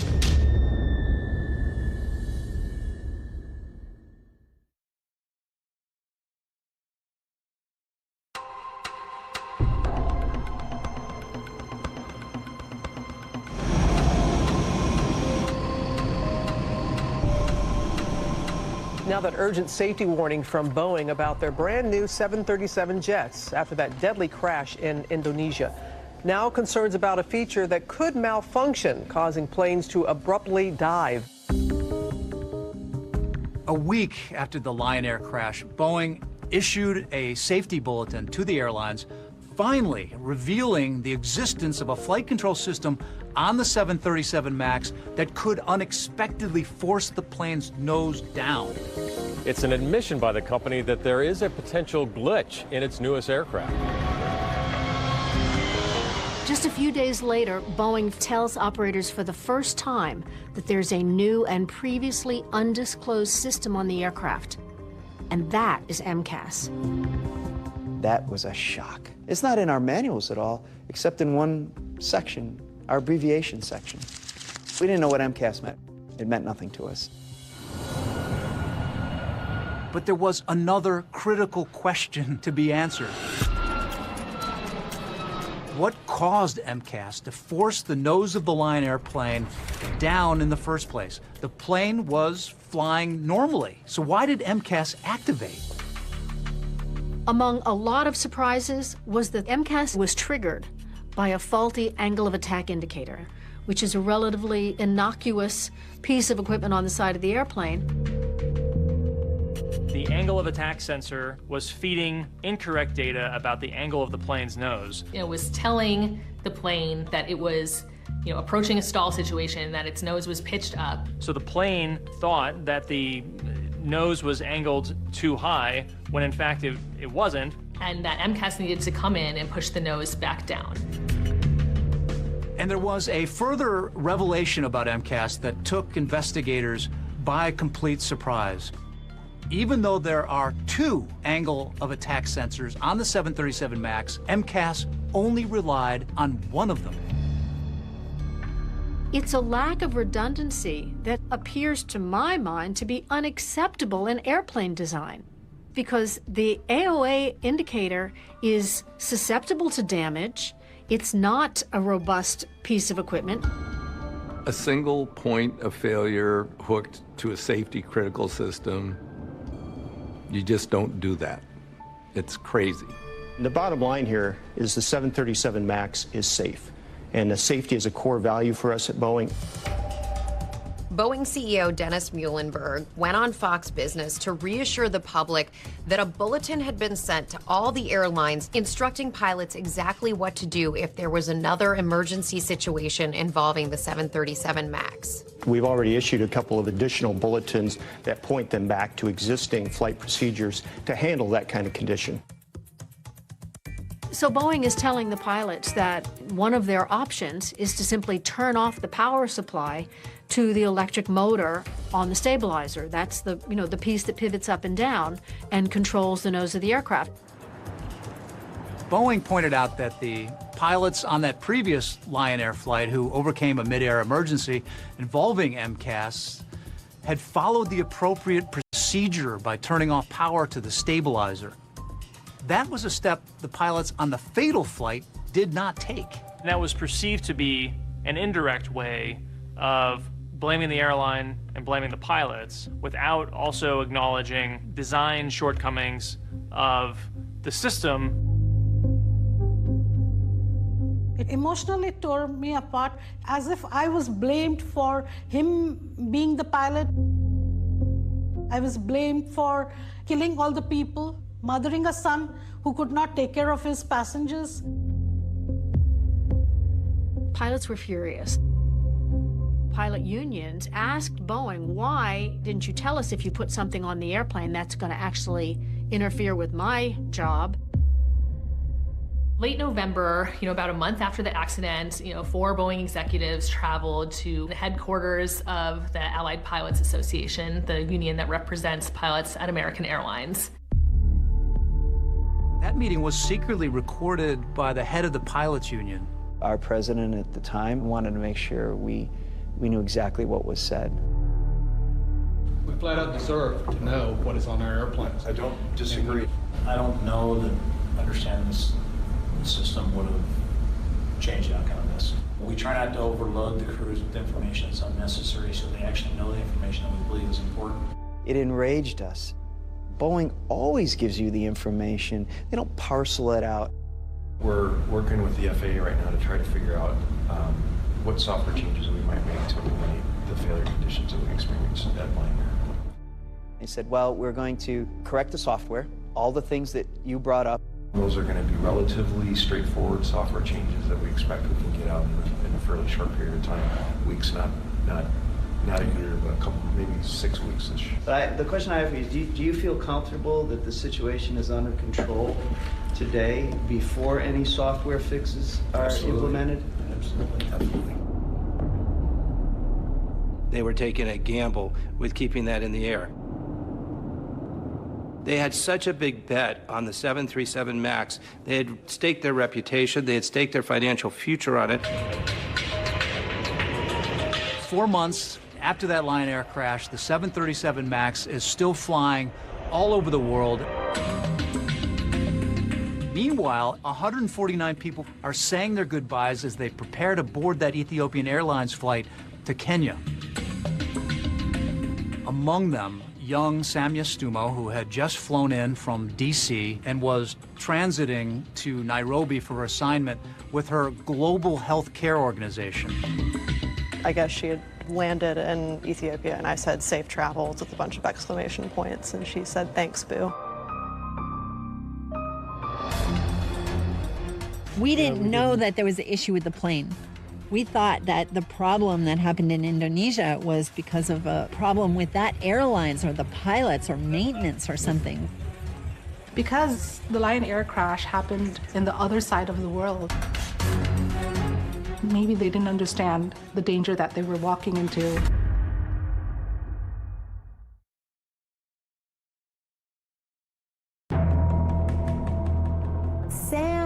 Samya, where are you? Where are you, Samya?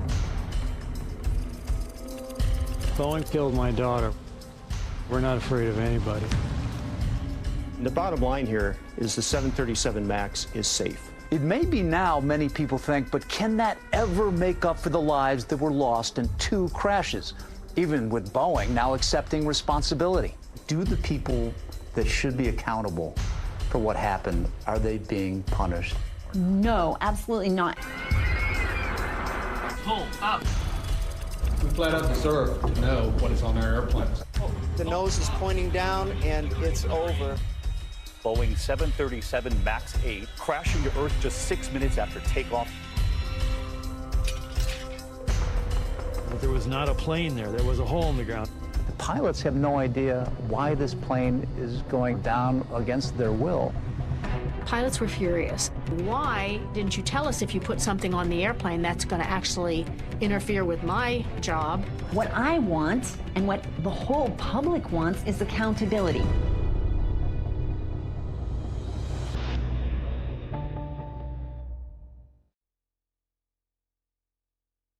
The Berkshires are in western Massachusetts, at the very far western end of the state, right up against the New York state line. The Stumos live in a town called Sheffield, and it's an absolutely lovely spot. It's quite a large farm, and it has this unbelievable view of the mountain range just to the west. You can see the lower field is a cornfield. How much land is there here? 180 acres. Nadia Milleron and her husband Michael Stumo moved to this farm after a career as attorneys and advocates in Winston, Connecticut. That's also the home of the brother of Nadia's mom, perhaps the most famous consumer rights activist in American history. Standard can be considered so inadequate that it is deemed illegal for the consumer interest. Nadia's uncle was Ralph Nader. Ralph Nader became famous through his activism in Washington and his whole war on auto safety and all the rest.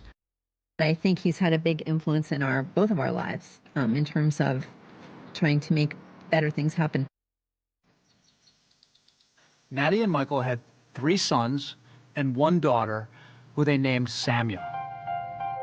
She was a force of nature. She was just, oh gosh, she was, beautiful, intelligent, charismatic. She could just light up a room. But around here, she raised pigs. She would sell the meat to the neighbors. If she decided you needed to buy her pork, you were going to buy her pork. Samya very much absorbed the family ethic, that you were supposed to use your time well, you develop your skills. She became very good at her instrument, which for her was cello.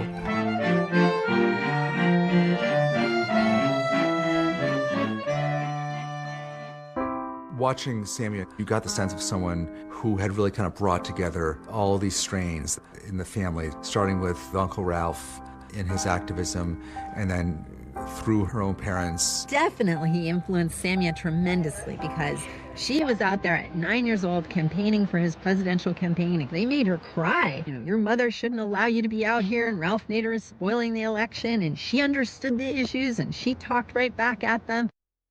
She had leadership written all over her. She had compassion in an intellectually rigorous way. Everybody loved her. One pivotal moment in young Samya's life that fueled her drive to change the world was the tragic childhood death of her brother Nels. He was diagnosed with cancer at 15, 16 months of age, and he ended up not making it. He died a little over 2 years old. We actually, we only have one picture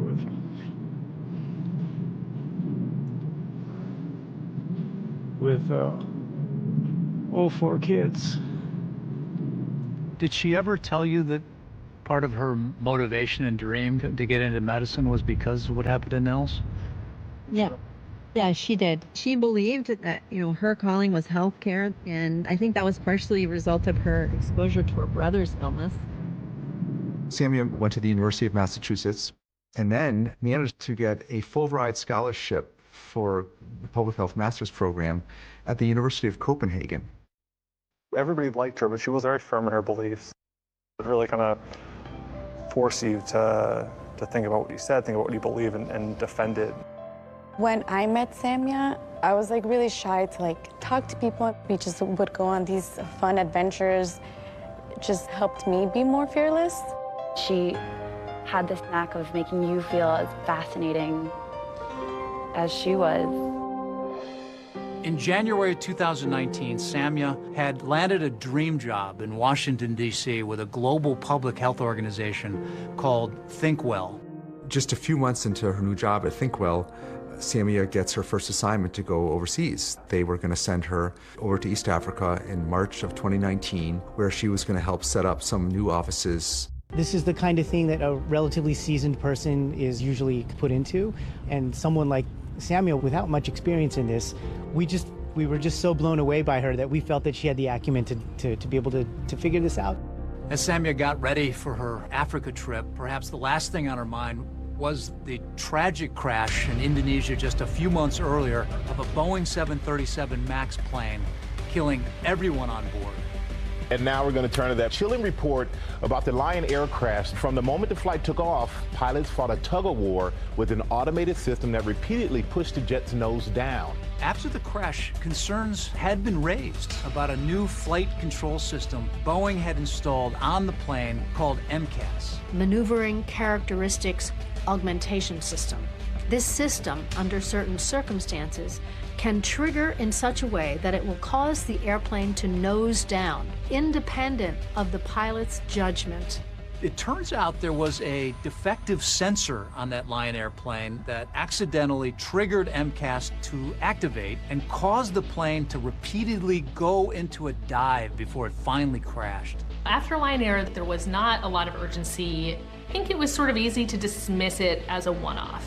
I would say it pretty quickly faded from view for the majority of the traveling public. On March 10th, 2019, Samia left D.C. for Addis Ababa, Ethiopia, where she would be transferring to another plane on her way to her assignment in Kenya. So there's 149 travelers from around the world, and they're about to get on the newest Boeing airliner, the 737 MAX. They have no idea of the danger.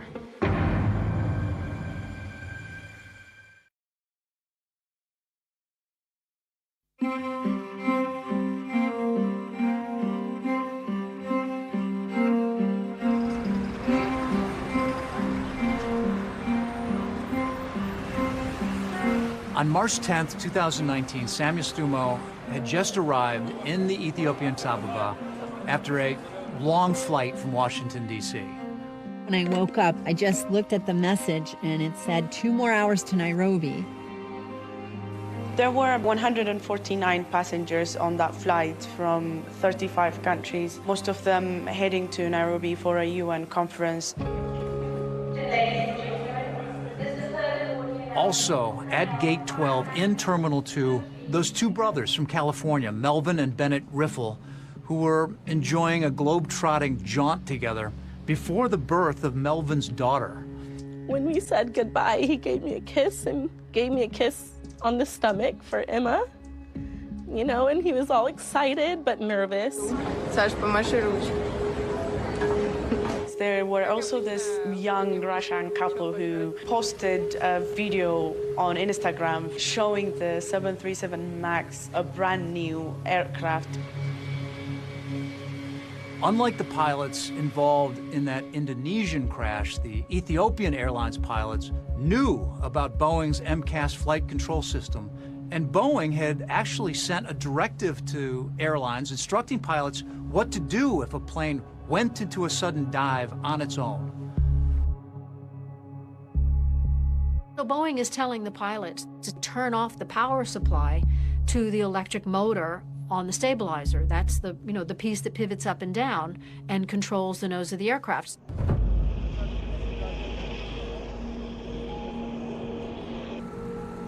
It was a bright Sunday morning. The plane took off at 8:30.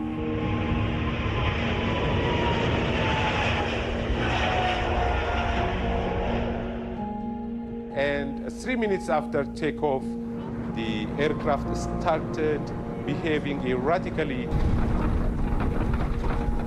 Their instruments start to show different readings. After 6 minutes later, the plane was spotted again about 30 miles from Addis in a small town called Bishoftu. Tashkarakaru dubani imboba ara dhufe durani mataa sol qaba yeroo lafa udoo ga'uun sagalee guddaadhaa fi haara guddaatu samiitti ol ka'e.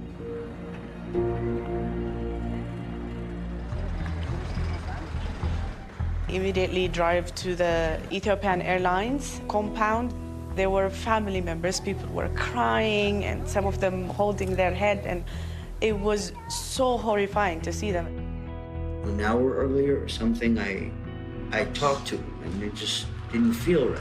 I don't know, I was trying to deny that it happened or it's true or somehow he has been spared. We start in Ethiopia, where around 157 people are feared dead after a plane crashed early on Sunday. Within, I think it was 2.5 hours or 3 hours, we were on a plane headed to Addis Ababa. This dirt road takes you to the field where that crash site is. So finally, after almost 3.5 hours, that we arrive at the crash site and it's splayed out in the fields. Right next to the debris field, you have the smell of jet fuel intermingled with the smell of death. And you can see those workers picking through everything, trying to ensure that they don't miss any key parts of the plane. The plane came down at such an enormous rate of speed, basically as fast as a cruise missile flies, that it essentially disintegrated into that hole. You can tell how violent that impact was, how shredded these metal components are. But you also have to remember that there is more difficult work here for a lot of these workers here, and that is dealing with the people who are on these planes. And everywhere you go, you see shredded bags and personal effects.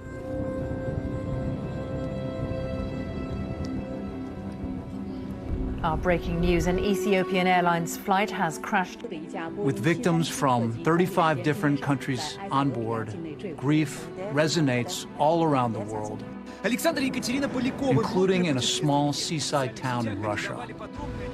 Ну, просто очень обидно, когда такие дети на взлете, так сказать, и на взлете своей карьеры, на взлете всего погибают. In the Northern California town of Redding, a phone rings in the Riffle home. It was the embassy in Ethiopia. I said, I know why you're calling. Is it both boys? And they said it was.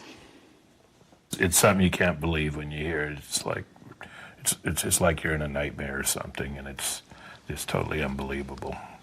It's one thing to lose one of your children, and you lost both. Yeah, lost our family, and we had to help Brittany.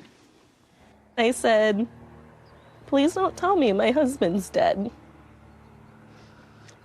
And Susan said, both of them.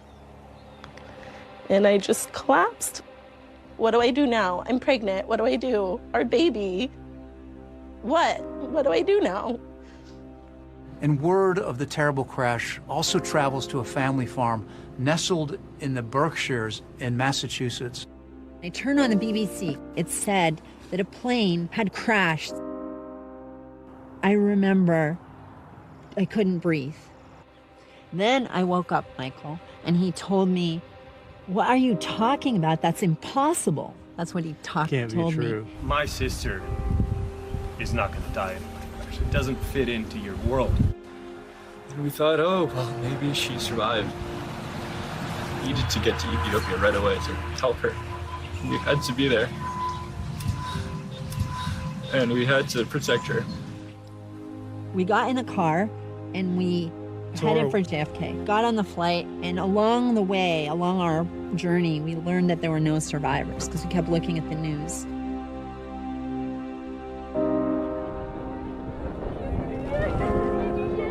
Like Nadia and Michael, many grief-stricken families made their way to the crash site, desperate to find any trace of their loved ones. You know, there was not a plane there. There was a hole in the ground. Anybody able to find the body remains? There was nothing bigger than a femur bone. The black box data now in the hands of Ethiopian officials. As the investigation continued in the cause of the crash, there was a question on many people's minds. Would Boeing 737 MAX plane be implicated in a fatal tragedy again?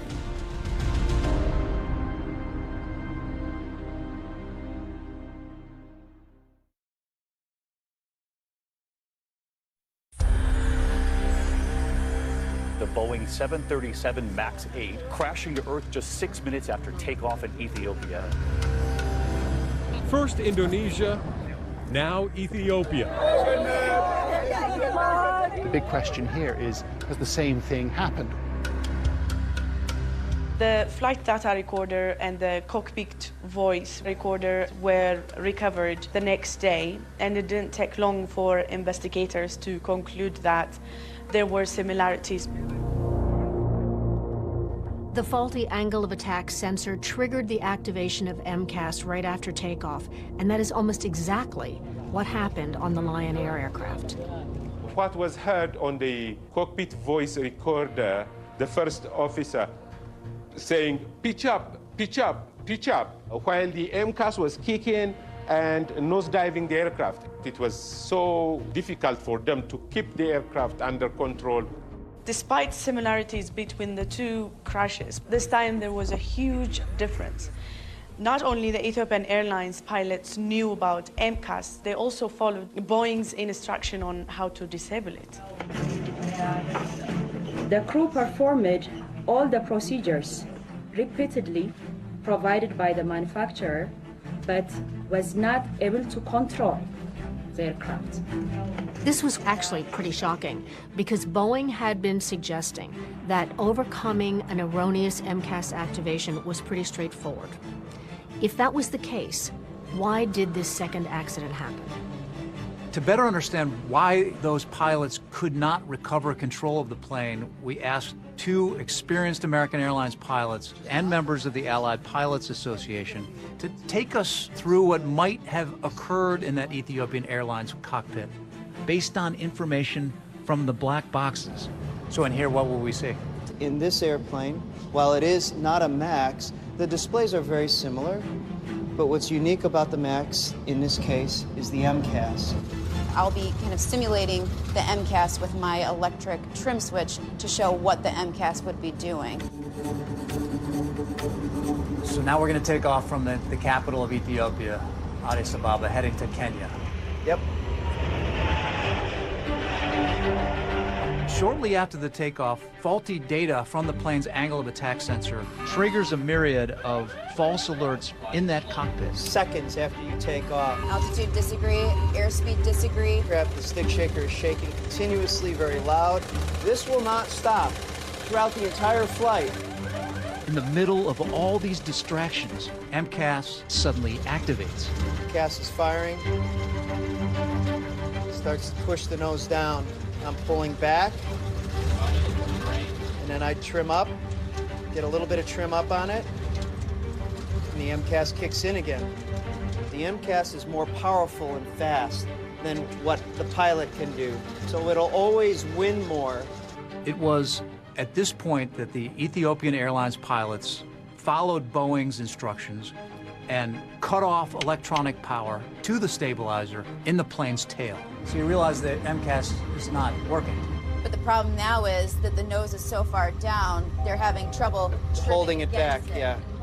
MCAS had left the plane in such a precarious position that the pilots did not have the physical strength to manually pull it out of that deep dive. Now the stick is getting very, very heavy. So the captain says, pull with me, which is basically saying, help me. I've got a lot of weight on this, but I have no trim to do it. I go, okay, manual trim.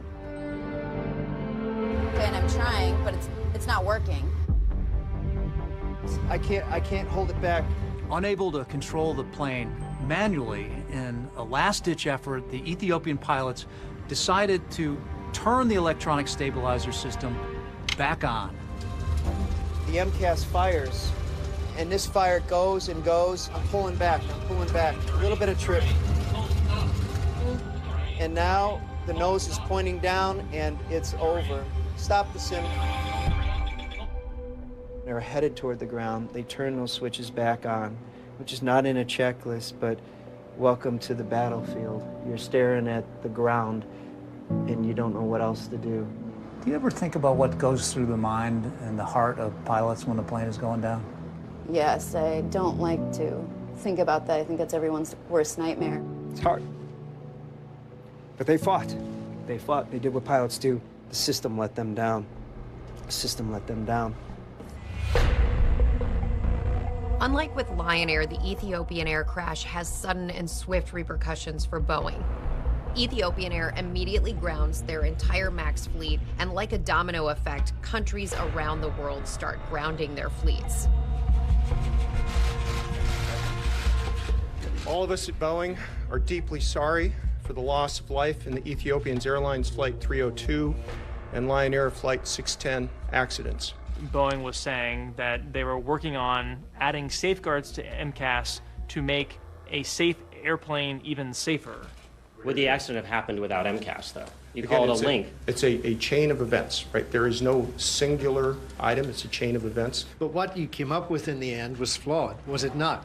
We've designed the MAX to have the flying qualities that were desired in the hands of the pilots. The MCAS system is part of that design effort. Corporations always see profit, always see brand protection. They will not easily admit their wrongdoing, even where it is very evident. And that was the case with Boeing at that particular time. 346 people died. Can you answer a few questions here about that? He's sorry that we lost our family members. He doesn't take any accountability for having caused their deaths.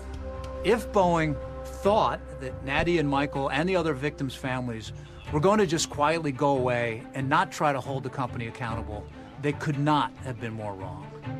It was amazing to behold these two people from this farm in Western Massachusetts coming down to take on really one of the biggest corporations in the world. Mr. Stumo, thank you for your presence today. Boeing killed my daughter. We're not afraid of anybody.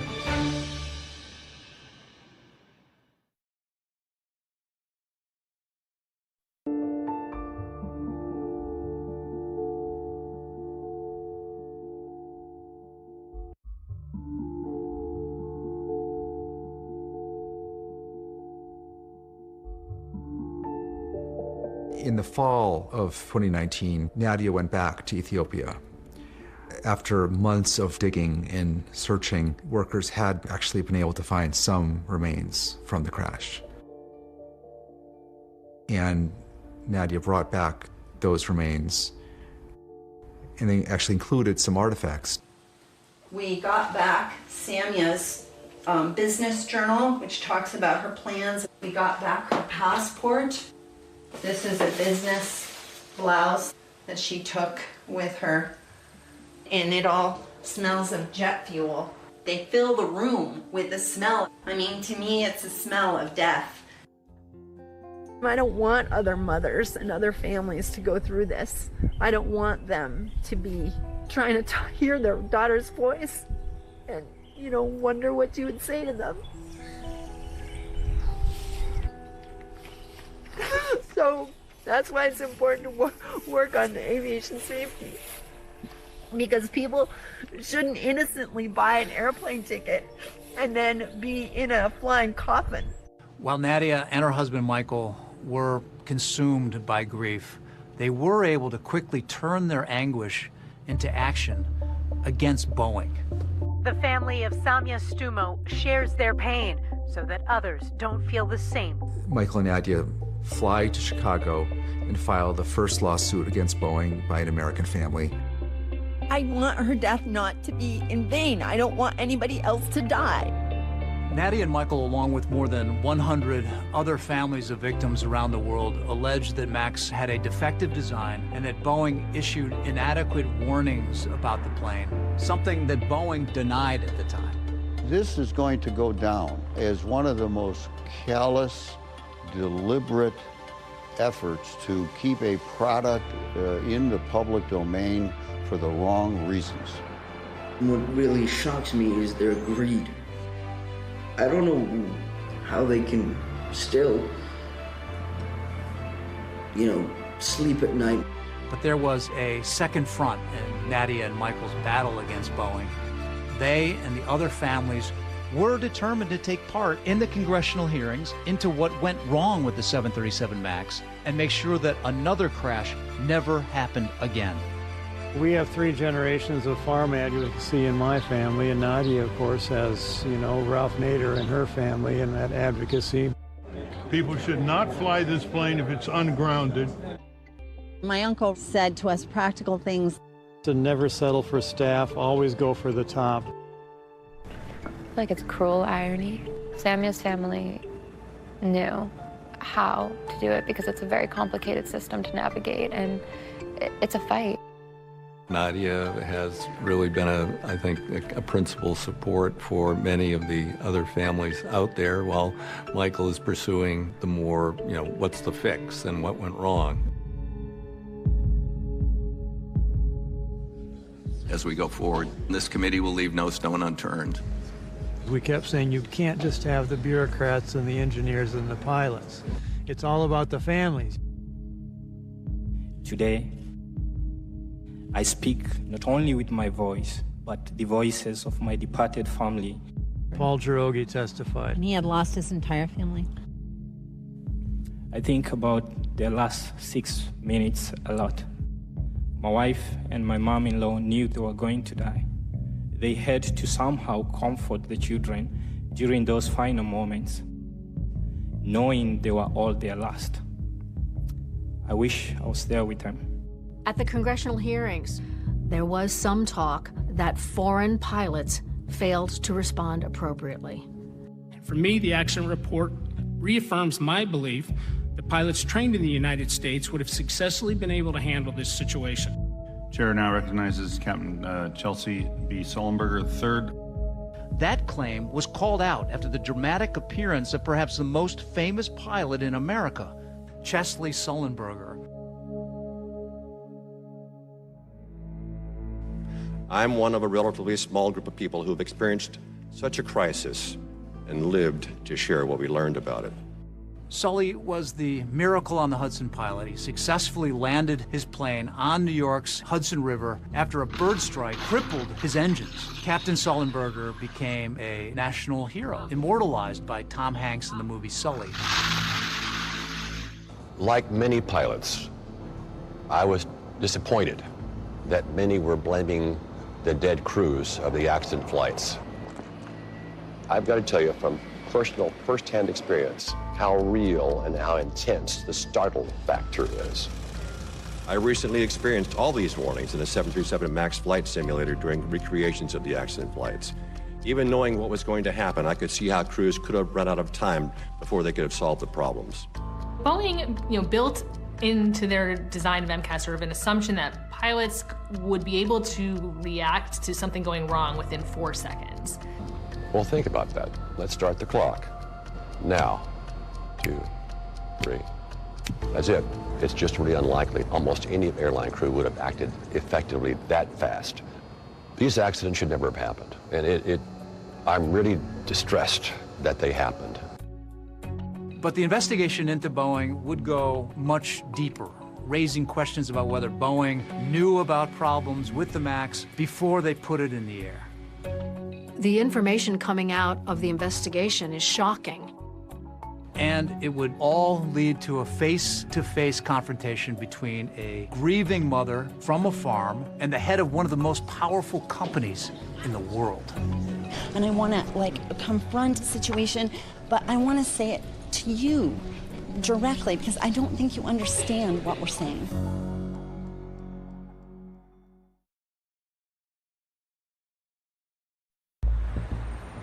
The things that are coming out of the investigation are shocking. Shocking about what Boeing knew and what it was saying internally. The House investigation concluded that the safety of the flying public was put into jeopardy by Boeing's pressure to compete with Airbus. The committee uncovered emails and communications showing that there had been lower-level employees who raised questions several times about MCAS. In an internal email, a Boeing engineer wrote about that problem that triggered MCAS in both plane crashes, saying, "Are we vulnerable to single sensor failures with the MCAS implementation?" This is back in 2015, asking about the vulnerability of these particular devices. Yeah, I mean, they're setting my daughter up to die in 2019. I mean, these are questions of life and death, but that's not how they treated them in the company. House investigators released documents they had obtained from inside Boeing showing that their own training pilots had a very dismissive attitude towards regulators and customers. One Boeing employee who emerged as a central figure in the investigation was Chief Technical Pilot Mark Forkner, who became well known in the media after his emails became public. Mark Forkner was the one who asked regulators whether they could remove any mention of MCAS from the flight crew operations manual. Forkner, in some of the emails and instant messages, was kind of gloating at his ability to, as he said, Jedi mind trick regulators. In fact, it was Forkner who wrote that instant message to a colleague, mocking Lion Air for their stupidity in requesting simulator training, referring to them as idiots. His emails were shocking, but they're just the tip of the iceberg of the failure of the safety culture at Boeing. Some Boeing employees openly questioned the safety culture of the company during development of the 737 MAX. In one email, a worker said, "This airplane is designed by clowns, who in turn are supervised by monkeys." Another Boeing employee wrote, "Frankly, right now all my internal warning bells are going off, and for the first time in my life, I'm sorry to say that I'm hesitant about putting my family on a Boeing airplane." The safety cult eviscerated under production pressure.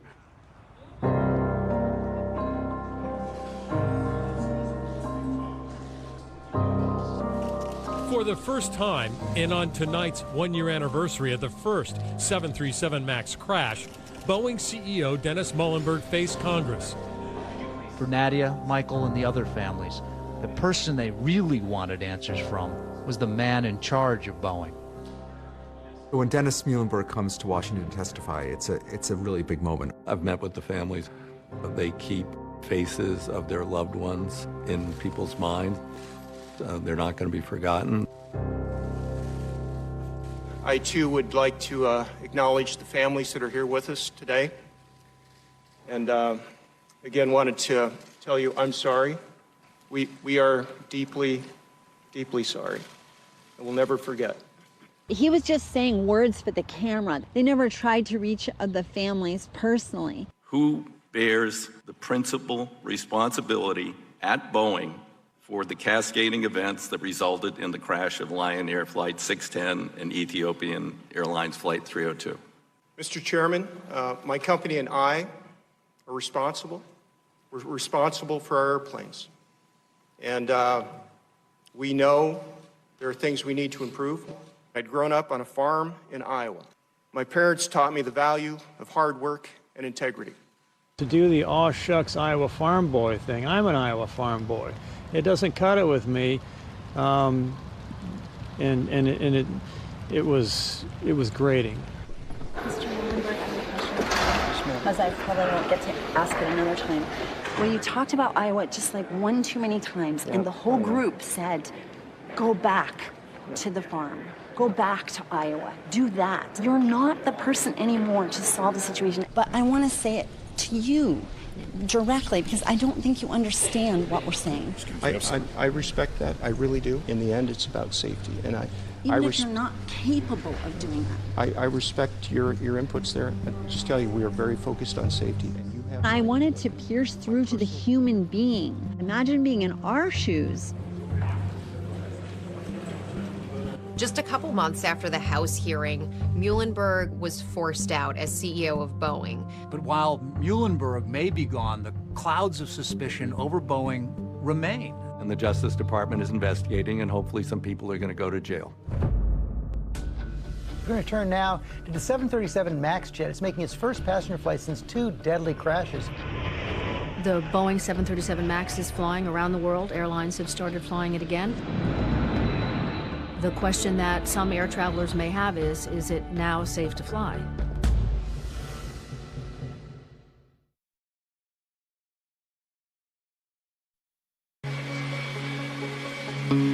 Tonight, Boeing 737 MAX jets are back in service.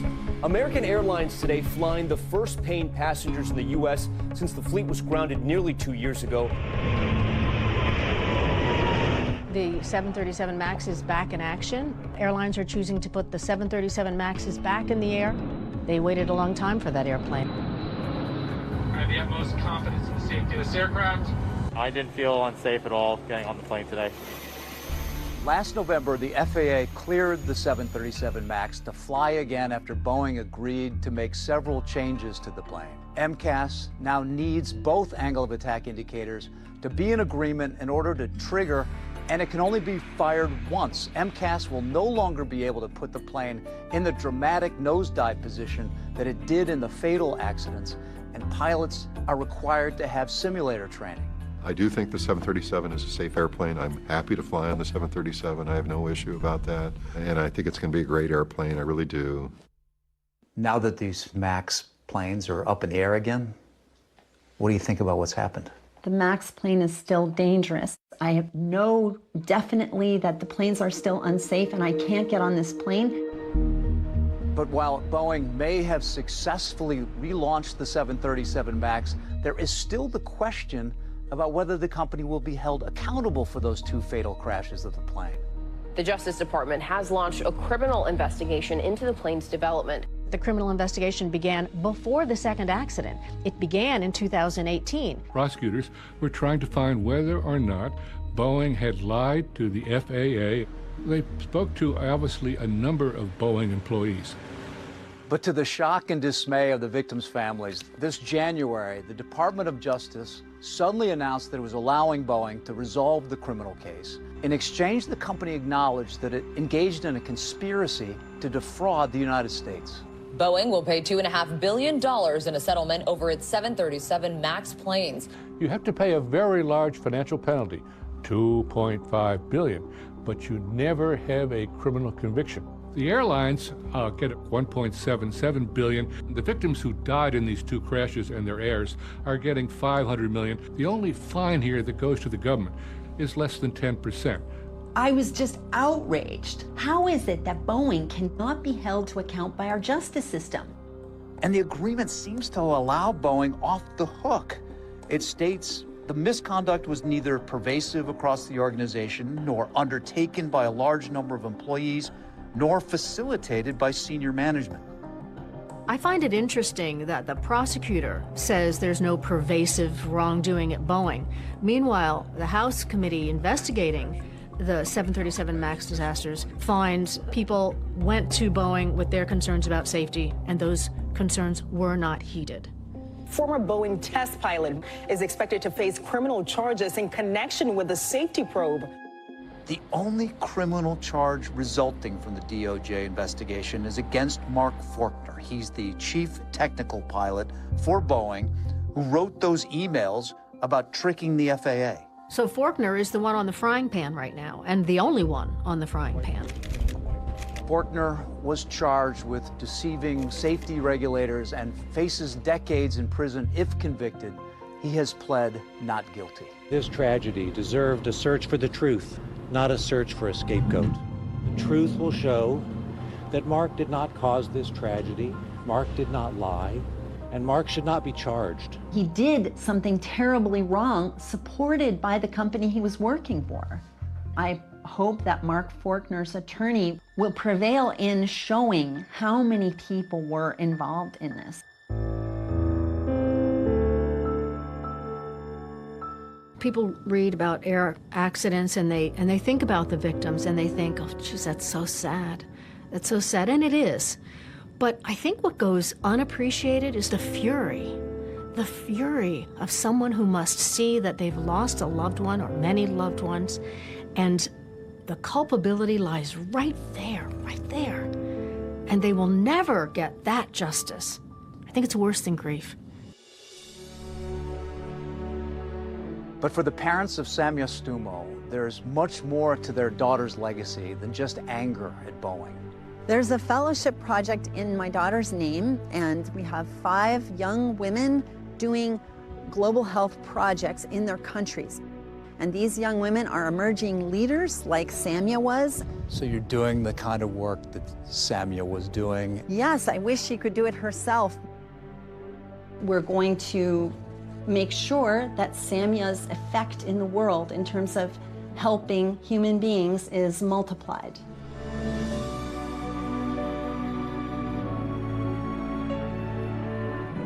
I know she would want her family to fight that other people not die.